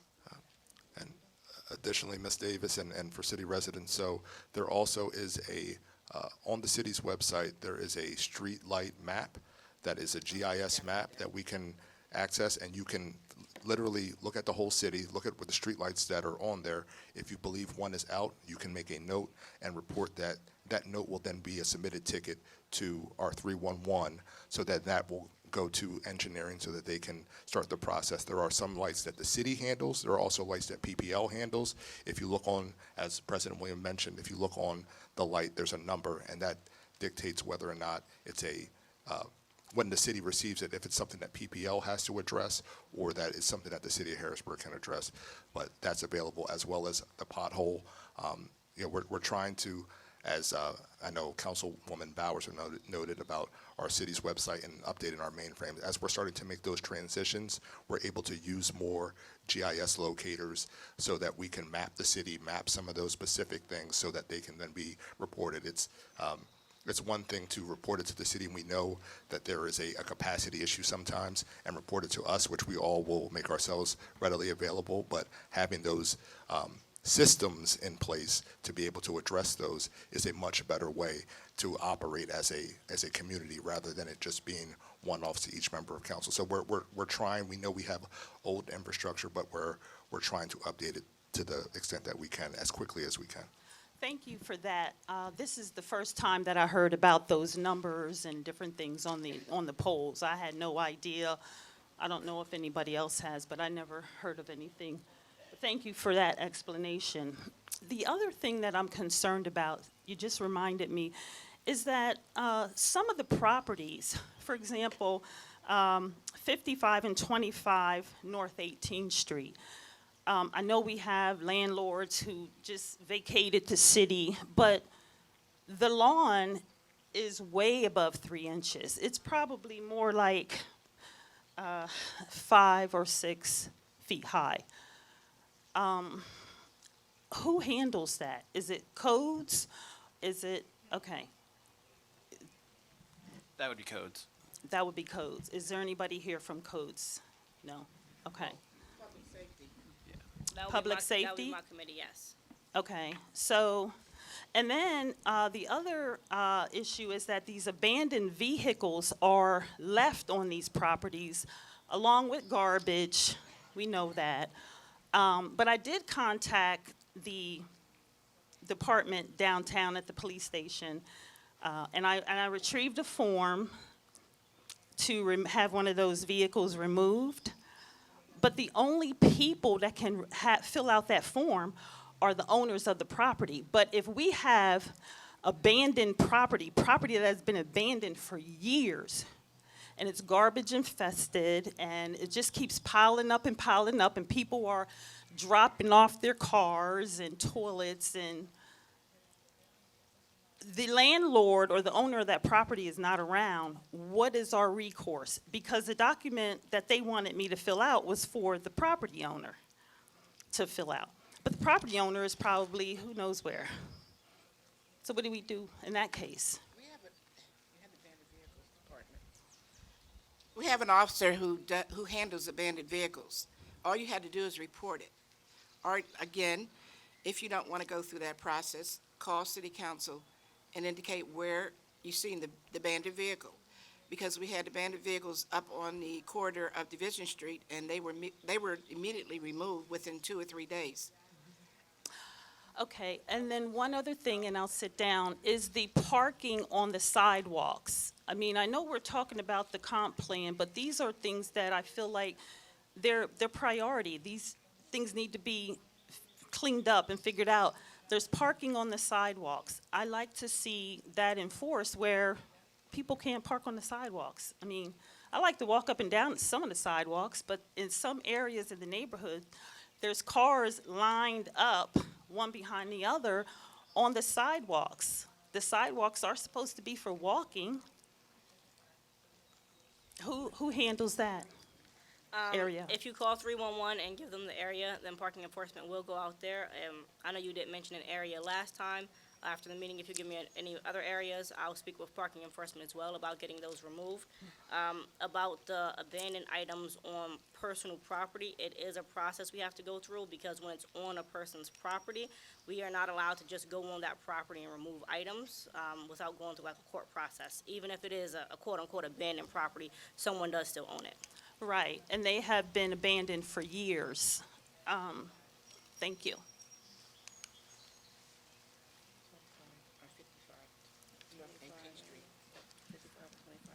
Last week, I spoke about some problems in my neighborhood, and I am pleased to say that they did cut the grass at Reservoir Park. And the city engineer, even though I was not complaining about this, he noticed my neighbors got creative. The city made one street one way. The neighbors decided we wanted to keep it 2 ways.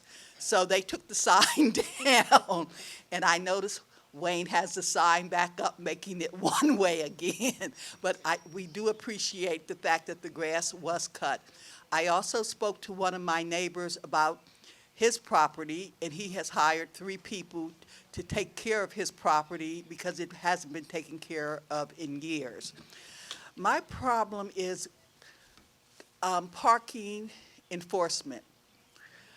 We don't, even though you did get 1 or 2 more people, we don't have enough for them to do all of the work that's needed, that needs to be taken care of in the city.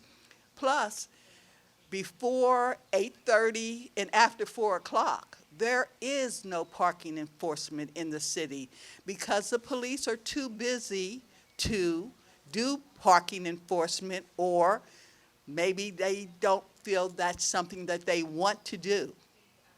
I have talked to some police, and have said, look at that car over there. And the police will look at me, oh, that's illegally parked.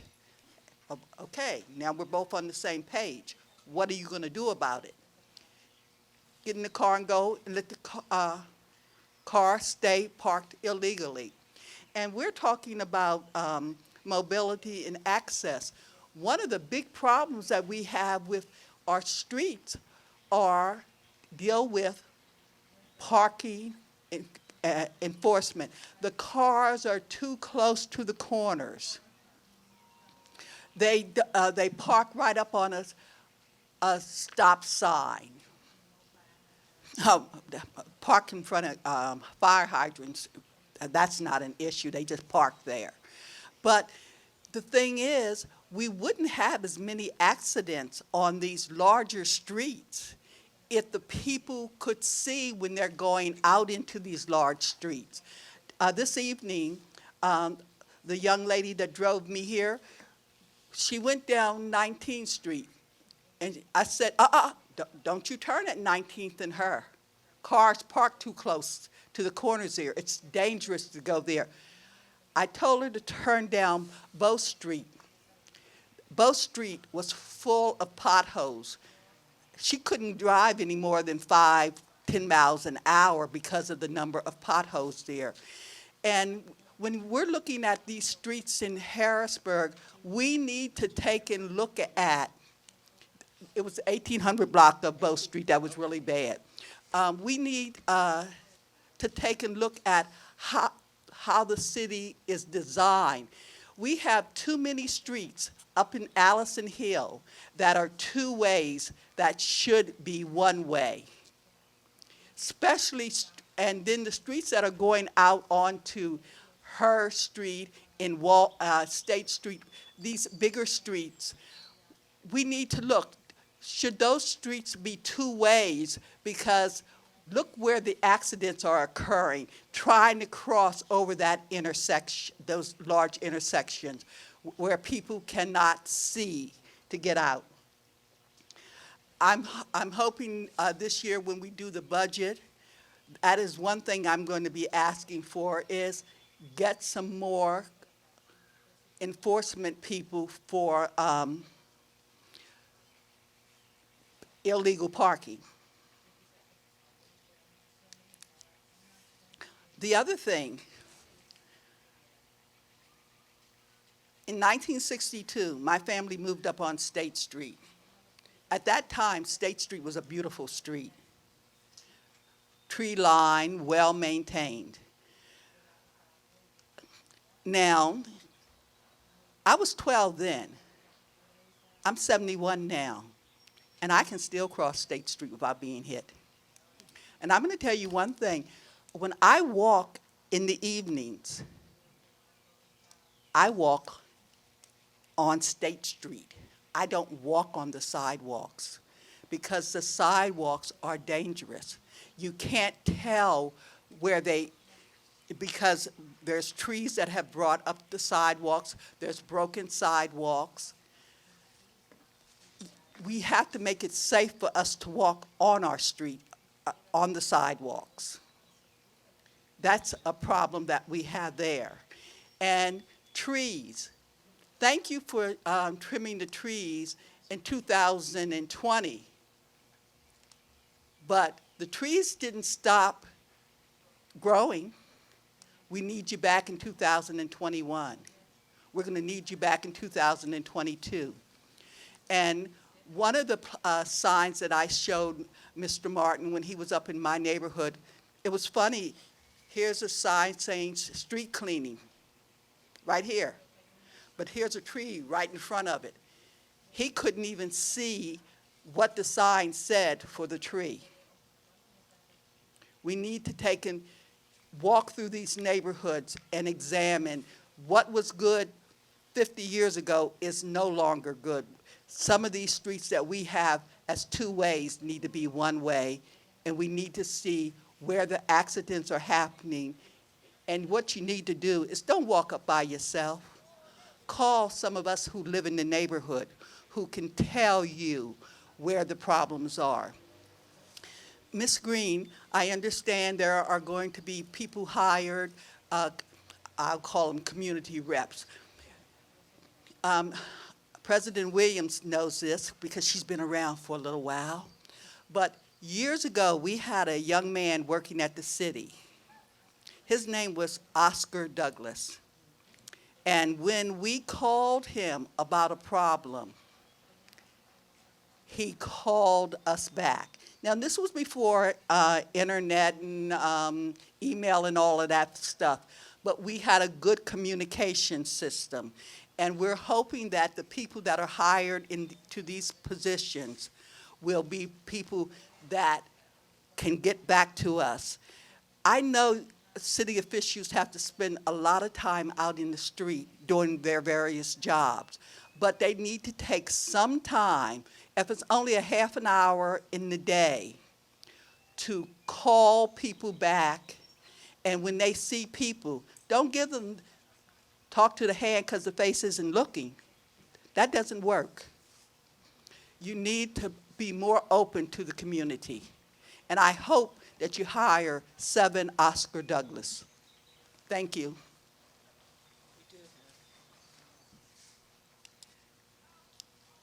Thank you.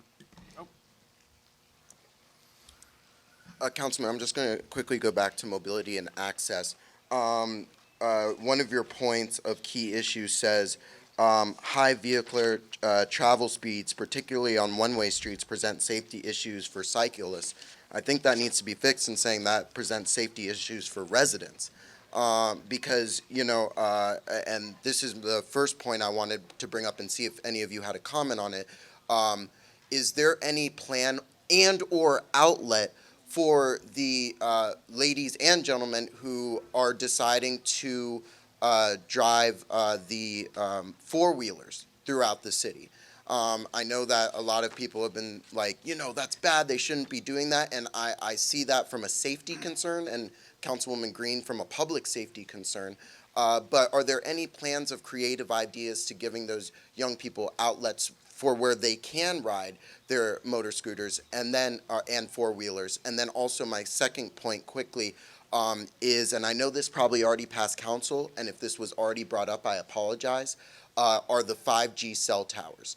I understand that moving the city into the future with 5G access is a good thing, but is it a great thing at the expense of residents walking out of their doors and seeing 5G towers being built up right in front of their houses, as well as the sidewalk in front of their houses just completely destroyed without any communication from the administration or from council or from Verizon itself that this is going to be happening? So I was wondering if you could comment on those 2 points. Thank you. Thank you. I'll take the last point first. With respect to the 5G towers, our city engineer, Wayne Martin, at our last legislative session mentioned the interconnection with the city and Verizon, who is doing the outlay. If you want to get in contact directly with him, I can help facilitate that about how that process works. But they are able to install in the public right-of-way. There is communication that is supposed to be occurring between the resident and, if they're building it, you know, close to the resident's property, the resident and Verizon, but Mr. Martin can actually help you facilitate those kind of conversations. So that's his email address is wsmartin@harrisburgpa.gov. So if you want to, I'll have to try to find the timestamp as well, because we did speak about that at our last legislative session. And with respect to I guess the dirt bikes, ATVs, at our last meeting, we discussed it briefly, just about, we know that it's a concern that's not just happening in Harrisburg, but it's happening in a lot of urban cities where folks are using the dirt bikes or ATVs. So I'm actually working with the city of Cleveland that has an exploratory committee that is looking at potential, you know, urban use of dirt bike ATV parks. Of all the ones that I know of in Pennsylvania, they are third-party leased. So if it's a county the county will lease the property to a third party to operate the dirt bike or ATV. So it's something that we're looking at, but as another city resident at our last meeting noted, it's about what's that interplay between providing that and also protecting our environment. So there are a lot of things that need to be taken into consideration as we're looking forward through these, but these are things that we are actively at least having those initial discussions about. And Councilman, has council been working with the county land bank in addressing, I know someone already brought it up, the abandoned invited properties? Has there been communication with the county and specifically the land bank in maybe even revitalizing the county land bank within the city? Yeah, so I don't know if you. Mr. Goodman, the city has a land bank. It is just currently not functional due to funding. So we have our own land bank. We can certainly, perhaps within the new administration, work with the county and improve our relationship there. But the city does have its own land bank. We just have to fund it properly for it to function really on its own with the appropriate funding. Can you tell us a bit more about that? Because that's new information for a lot of people. I'll follow up directly. I don't want to hinder the conversation if other people had comments on the mobility and access chapter. Not directly, but whatever mechanisms you guys will use to follow up with the people, I think that would be helpful. I would like to quickly tie together a number of things that were mentioned, and one of those is, and it all falls under accessibility and mobility. One of the reasons why people do park on the sidewalks is that vehicles are larger and the streets are narrow, and many of them are two ways. And folks like myself, my husband, many neighbors, we have had side swipe cars. I've lived in the city 30-some years. I think we've had vehicles sideswiped about 5 times. So that's part of the reason why people do it. Or replacing mirrors back in the day when you couldn't fold in your mirror. So some of these older streets, like when you were talking about streets as open space, I'm looking at 1 and 2 under the goals, managing the streets. Maybe some of them do need to become one way. And I've lived in 3 different locations in the city, and in every location I've lived on a one-way street. Yes, it's a pain, but either that or only parking on one side of the street. And I think that it gets at a lot of and tying lot of those issues together about parking on sidewalks, not being able to walk on sidewalks, and again, enforcement. I was also in an accident at Green and Maclay about 10 years ago, and it's because cars park too close to the stop sign, and it's never enforced, and you cannot see to pull out to cross Maclay Street on Green or to make a left. And there's so many intersections in the city like that. And again, I live in a neighborhood with probably 5 car repair shops in a block and a half, and all the extra space on the streets on both sides of Holly Street between 17th and 18th and 18th up to sometimes Mulberry, Chestnut, all taken up with cars. And the city has been very good about, I have to call, but they've been very good about coming out and tagging them and towing them. But you have to do it like every 3 weeks. So I don't have a solution, but I think there needs to be one. And in thinking about pulling together public safety and where does that fit in this, I just happened to look at the third-class city code, and it says that the goals of 2 main goals of a third-class city are to provide for public safety and to provide for the general welfare on the folks who live here.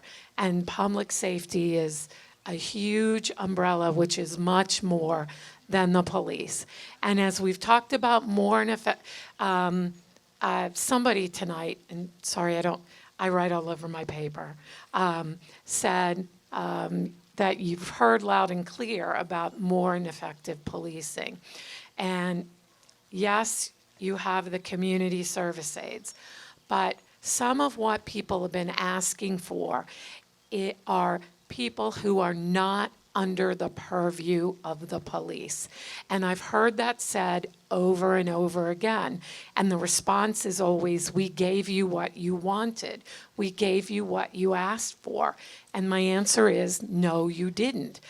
And if you didn't, and you don't want to, then at least be honest and say that, and say, well, this is what we're doing now, and you'll have to adapt. There is an organization called Cahoots. They are in Eugene, Oregon. They are not new. They've been around for 31 years. And what they do is they are co-responders with the police, sometimes on their own. They are not trained in police tactics. They are not police. They don't work for the police. But they are trained in mental health, in de-escalation, and in quality of life things. And that is what they respond to. They work together with the police, but the people who work for them are not part of the police. Why is this important? It is because there is a segment of people who fear the police. And rightly so, they fear the police. And so even if you have a community service aide and that person still works for the police, there still will be fear around that. I don't fear calling the police, but my neighbors do. Thank you.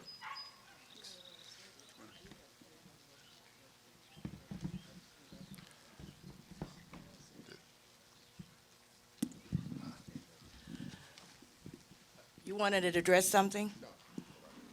Go ahead. Okay. My name is Joyce Vanderhorst Gamble. I'm president of Camp Curtin Neighborhoods United. And I've been following the comprehensive plan since 2016. And I would like to answer some of the questions that have been put forth. In the beginning, there was a comprehensive plan, 2016. It was more detailed. It was more what street by street. Uptown was mentioned, Camp Curtin was mentioned, okay? I have listened to the comprehensive today. I've been to some of your meetings. I do not hear any details. All I hear about is Midtown, downtown, Old Uptown. Nothing from Old Uptown, wherever that starts and ends. I don't hear anything about Camp Curtin. I don't hear anything about Division Street and what's going on over there on 7th Street. Okay? You talk about lack of communication. You know, you lost it when you started fiddling around and changing the book and changing things. When you start changing things and you're not telling us the details, how can we follow? That is my question. And that's some of the answers right now. Because I got frustrated. I said, what in the world are they talking about? What street? What's the detail? What happened? What happened to the roundabout? What happened to the bridge that's supposed to go over Division Street to Division and the college? I didn't hear any of that. But they're still building up Uptown. And nobody's aware of what's going on. I do have a Facebook, Camp Curtin's Neighborhoods United. We're working on with Brazier and Corey, and we are trying to get ourselves together to really reach out to the young people and old to let them know what's actually going on. This year is the year of engagement, and this is what we're all about. Yes, our kids are dying on 6th and, 6th and Woodbine. Drive-by shootings, there have been 2 of them. A homeless guy got killed. Another group of us go out and pray in the neighborhoods. That's the evangelistic part of me. I'm also part of the Fair Housing Board and the Coalition for the Homeless. Okay, I've done my homework. And I, for one, am out here to represent the communities and the neighborhoods. And to answer some of your questions, yes, the auxiliary police did have a class about 2 years ago. 8 people from the community participated.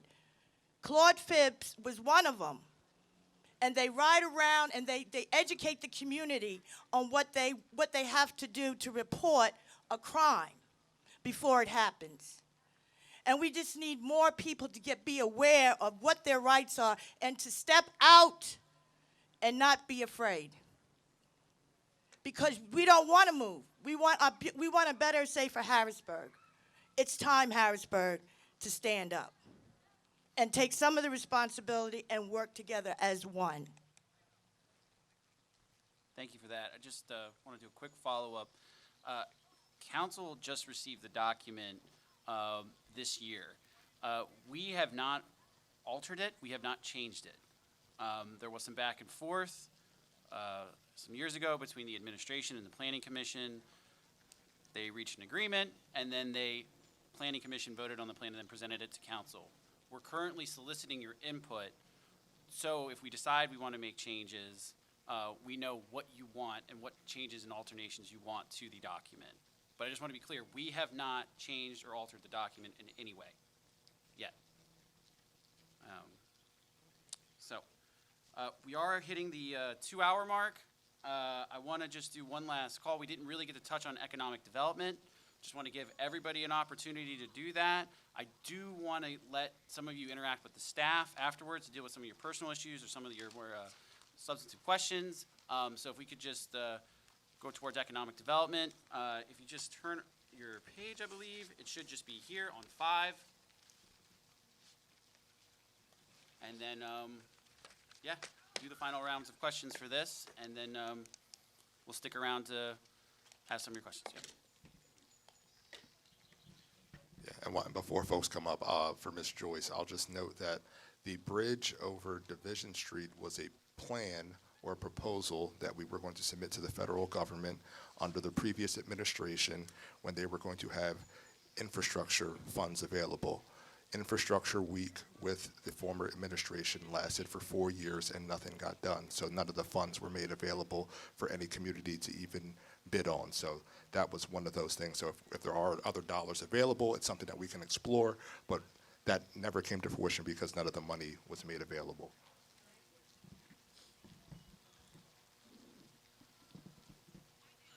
Okay, community and economic development.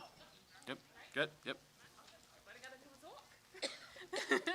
I don't want to monopolize this, but if we're going to be talking about economic development, right, I will reiterate this one thing. We cannot talk about economic development or community development without talking about what? Housing and employment opportunities and our educational system, right? All these things feed into what our students are taught, how they're taught how to be entrepreneurs or not, how to access, money. Financial literacy is a real thing out here that's needed, right? Partnering with the educational system. I'll keep saying this. We can no longer function in these silos that perpetuate systems of what? Inefficiencies. We cannot do that, especially in this day and age where the internet is a thing, where we hopefully will be encouraging people to think outside the proverbial box, right? Because our kids are smart. They're smart, they're innovative, they're able to do things most of us can't even think of. And the truth is, the jobs of the future, honestly, we haven't even thought about it. And that's the thinking and ideology that we need to foster in them, right? Me as an engineer, biomedical engineering is still fairly a new thing, and we are already moving into more stuff. Okay? Cybersecurity. New niches are popping up every other second, and I want our young folks to really have a fighting chance in this, right? So again, like I said, if we're going to be talking about economic development, we have to look at it as a holistic approach, right? Whether we're making sure people have adequate transport or mobility or access to green spaces, how do we use those, in an equitable manner, making sure that that also is tied into public health, because healthy people make what? Healthy workers and happy workers. And we have to do that, right? So making sure in all that conversation, we cannot forget what either? Gentrification and decades and generations of what? Systemic oppression and racism, because it does tie into it, and how people are able to get access to jobs, maintain them, maintain their mental health, and help to hold the door for the next person. And understanding that it is so important to prioritize very intentionally what? Intersectionality. And understanding how race, ethnicity, nationality, gender, right? Status, whether you are a person who's a citizen, because right now we're talking as residents, right? And when it comes to voting, right, not everybody can vote. Maybe they're legal residents, but they don't have citizenship status. We are voting on their behalf as well. Our children, or children in the city, we are voting on their behalf, hopefully for their best interest, right? Elderly who sometimes have difficulty getting to the polls before this mail-in ballot situation was more accessible, because I keep saying availability of items or processes does not mean accessibility. Like the comp plan, it's been available for a couple years now, but it's still not accessible to everybody. People still are still out here. What is that? Where can I get it? You said that we're all over the city, physical, but where are these physical plans? How can people walk to them, right? Communication. Where are our neighborhood, public communication boards? If you can't send in the mailers, where is that public board where people can go walk within their communities and say, oh, there are these bills that are going up for vote and council, right? Or there's this hearing going on that we need to participate in, right? All this ties together. So even though I'm focusing on tying everything back to economic development and understanding that we need to think about these things on a holistic method. Because I understand each and every one of you oversees a particular slice in this, but we still need to work together, 2 ways. Thank you.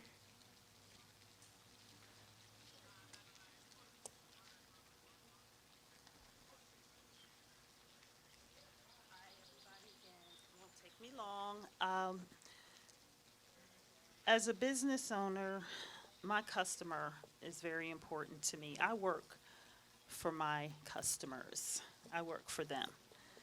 And looking at items 1, 2, 3, 4, 5, it's clearly telling us here that we have a high unemployment rate. 30% of the city's population is living below the poverty level. Over 21% of the city's residents do not have high school diplomas. When I think about economic development, I think about big business coming into the area. They have the money to build, but the locals here may not necessarily qualify for those jobs. And I'm just concerned about that. You say here that the finance and insurance industry cluster has grown by 85%. The city should seek to capitalize on the industry and its higher wage earning employees. How do you plan to implement that? I heard gentrification, big business coming in, building. The locals don't have the money, they don't have the education. There's a big need for housing. So that's my question. How do you plan to capitalize on that industry? Have you thought about it? Or where do you see economic development going for the locals here that live in the city? That question's for you, Mr. Madsen. No, I'm happy to touch on the workforce piece especially.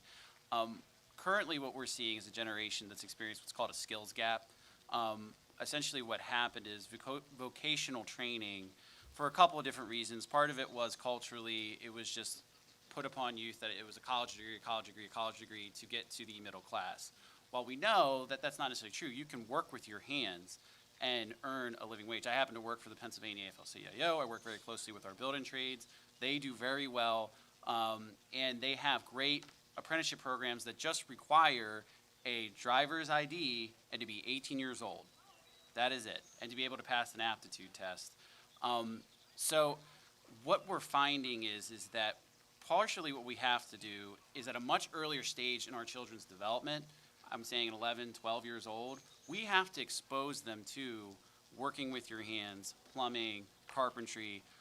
There are some nonprofits that do this in the community, but I don't think there are enough. Now, when I'm out interacting with potential, let's call them social entrepreneurs, people that want to get into these spaces, I always tell them we need more people engaging our youth, especially around the trades and apprenticeship learning. And to the point before that was brought up about tech, that's another emerging industry that we are also seeing a major skills gap. There are lots of tech employers here in the region, but they simply cannot find the trained workers for it. And I'll touch on this, why this is becoming a really important problem is because for every one person, and this is before the pandemic, so I don't have the recent numbers, there were 2 jobs in the region. If we don't fill these positions, it'll lead to automation or outsourcing, triggering more layoffs, and it creates a bigger problem. So we have to invest in our workforce. We have to invest in our youth to expose them to these trainings.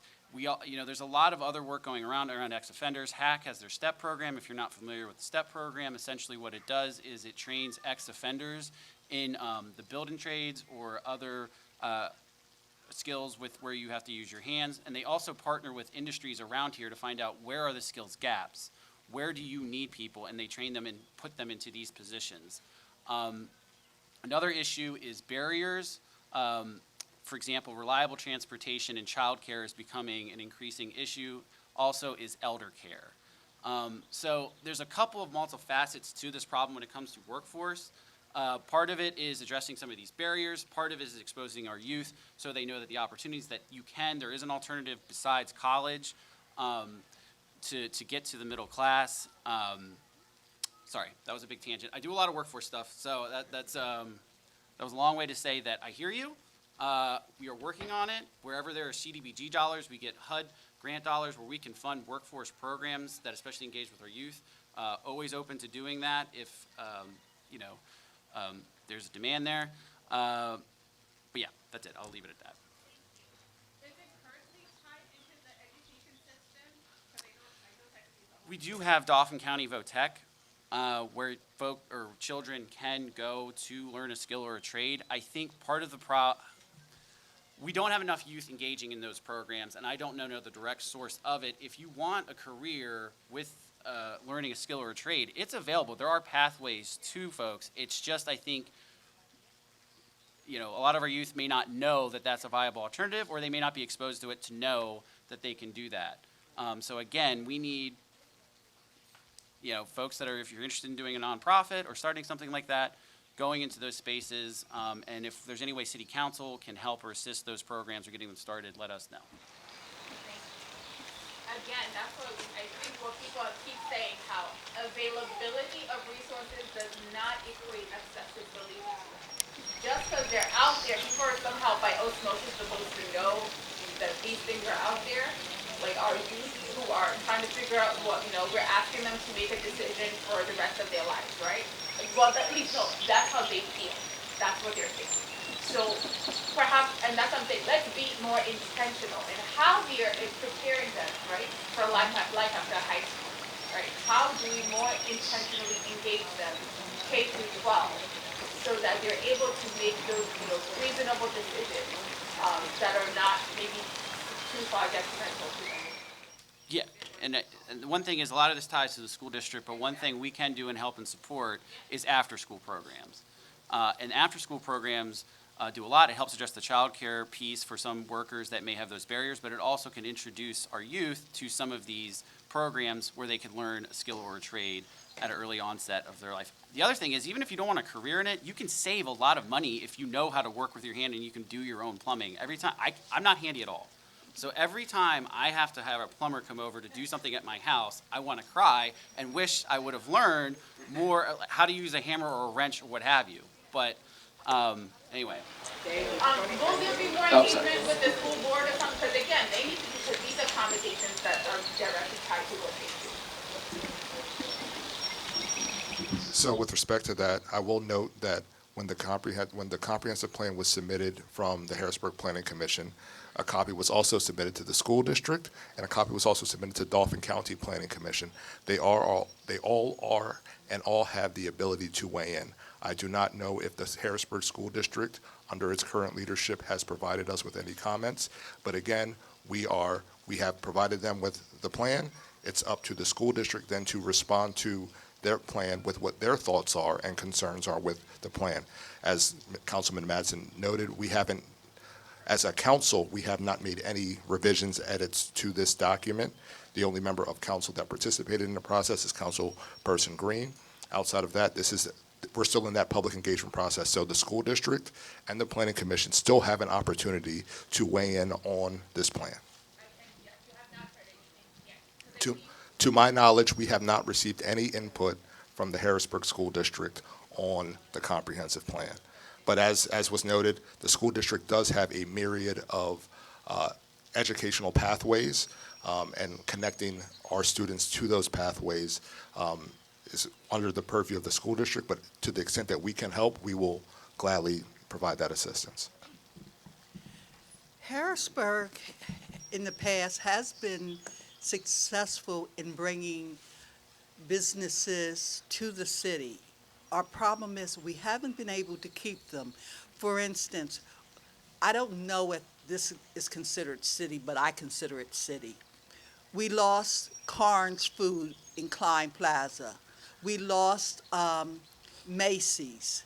We lost Lord & Taylor's. We lost a lot of businesses downtown when parking got so high and people were complaining about having to pay $3 to park for an hour. Bringing businesses here is one thing, but keeping them is another thing. We need to have something that makes the people want to stay once they get here. And I was driving through downtown. I don't think with all of the bike lanes that they put downtown, that's helping the situation downtown, especially with all of these big trucks always unloading downtown in the traffic on Market Street. We've got to figure out a way that the people that live here and shop here work with these businesses in order to have them stay. And I wanted to tell you some good news I found out. Cat Bus, for people who want to get from point A to point B, and there's something in the middle there that's stopping them. Cat Bus will take and put bikes on the front of the bus, and they can take those bikes to get to their other spot. That's something I didn't know, but I don't know if all bikers know that CAT will let them put their bikes on the front of the outside of the buses. Thank you. Okay, we are at 8:15. Do want to set some time if you have individual questions for us to give you that space or time. So at this point, we will close out the meeting. I will open it up for any final comments from my colleagues at this point, and I will start with President Williams. Any final? Okay. Tonight, would you want to say anything? Sure. I would like to thank everybody that came out tonight and everybody that came out last Wednesday. I see a few faces from both of those meetings, and I think it speaks to the passion and the interest that this public has in the document and in making sure the document is right. And I know City Council is focused on doing that, and so I'm sure Councilman Madsen will have further updates going forward in the future about the process.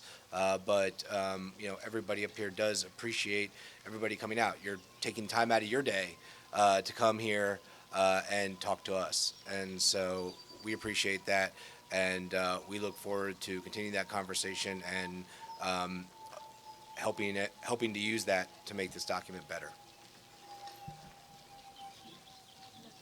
Okay. All right, I just want to thank everybody for coming out tonight. Again, we'll stick around if you have any offline conversations or questions. Thank you so much. Please put your comments in the box, and I'll be discussing with our colleagues about next steps, and we will inform the community. And thank you again, and have a great night. Be safe.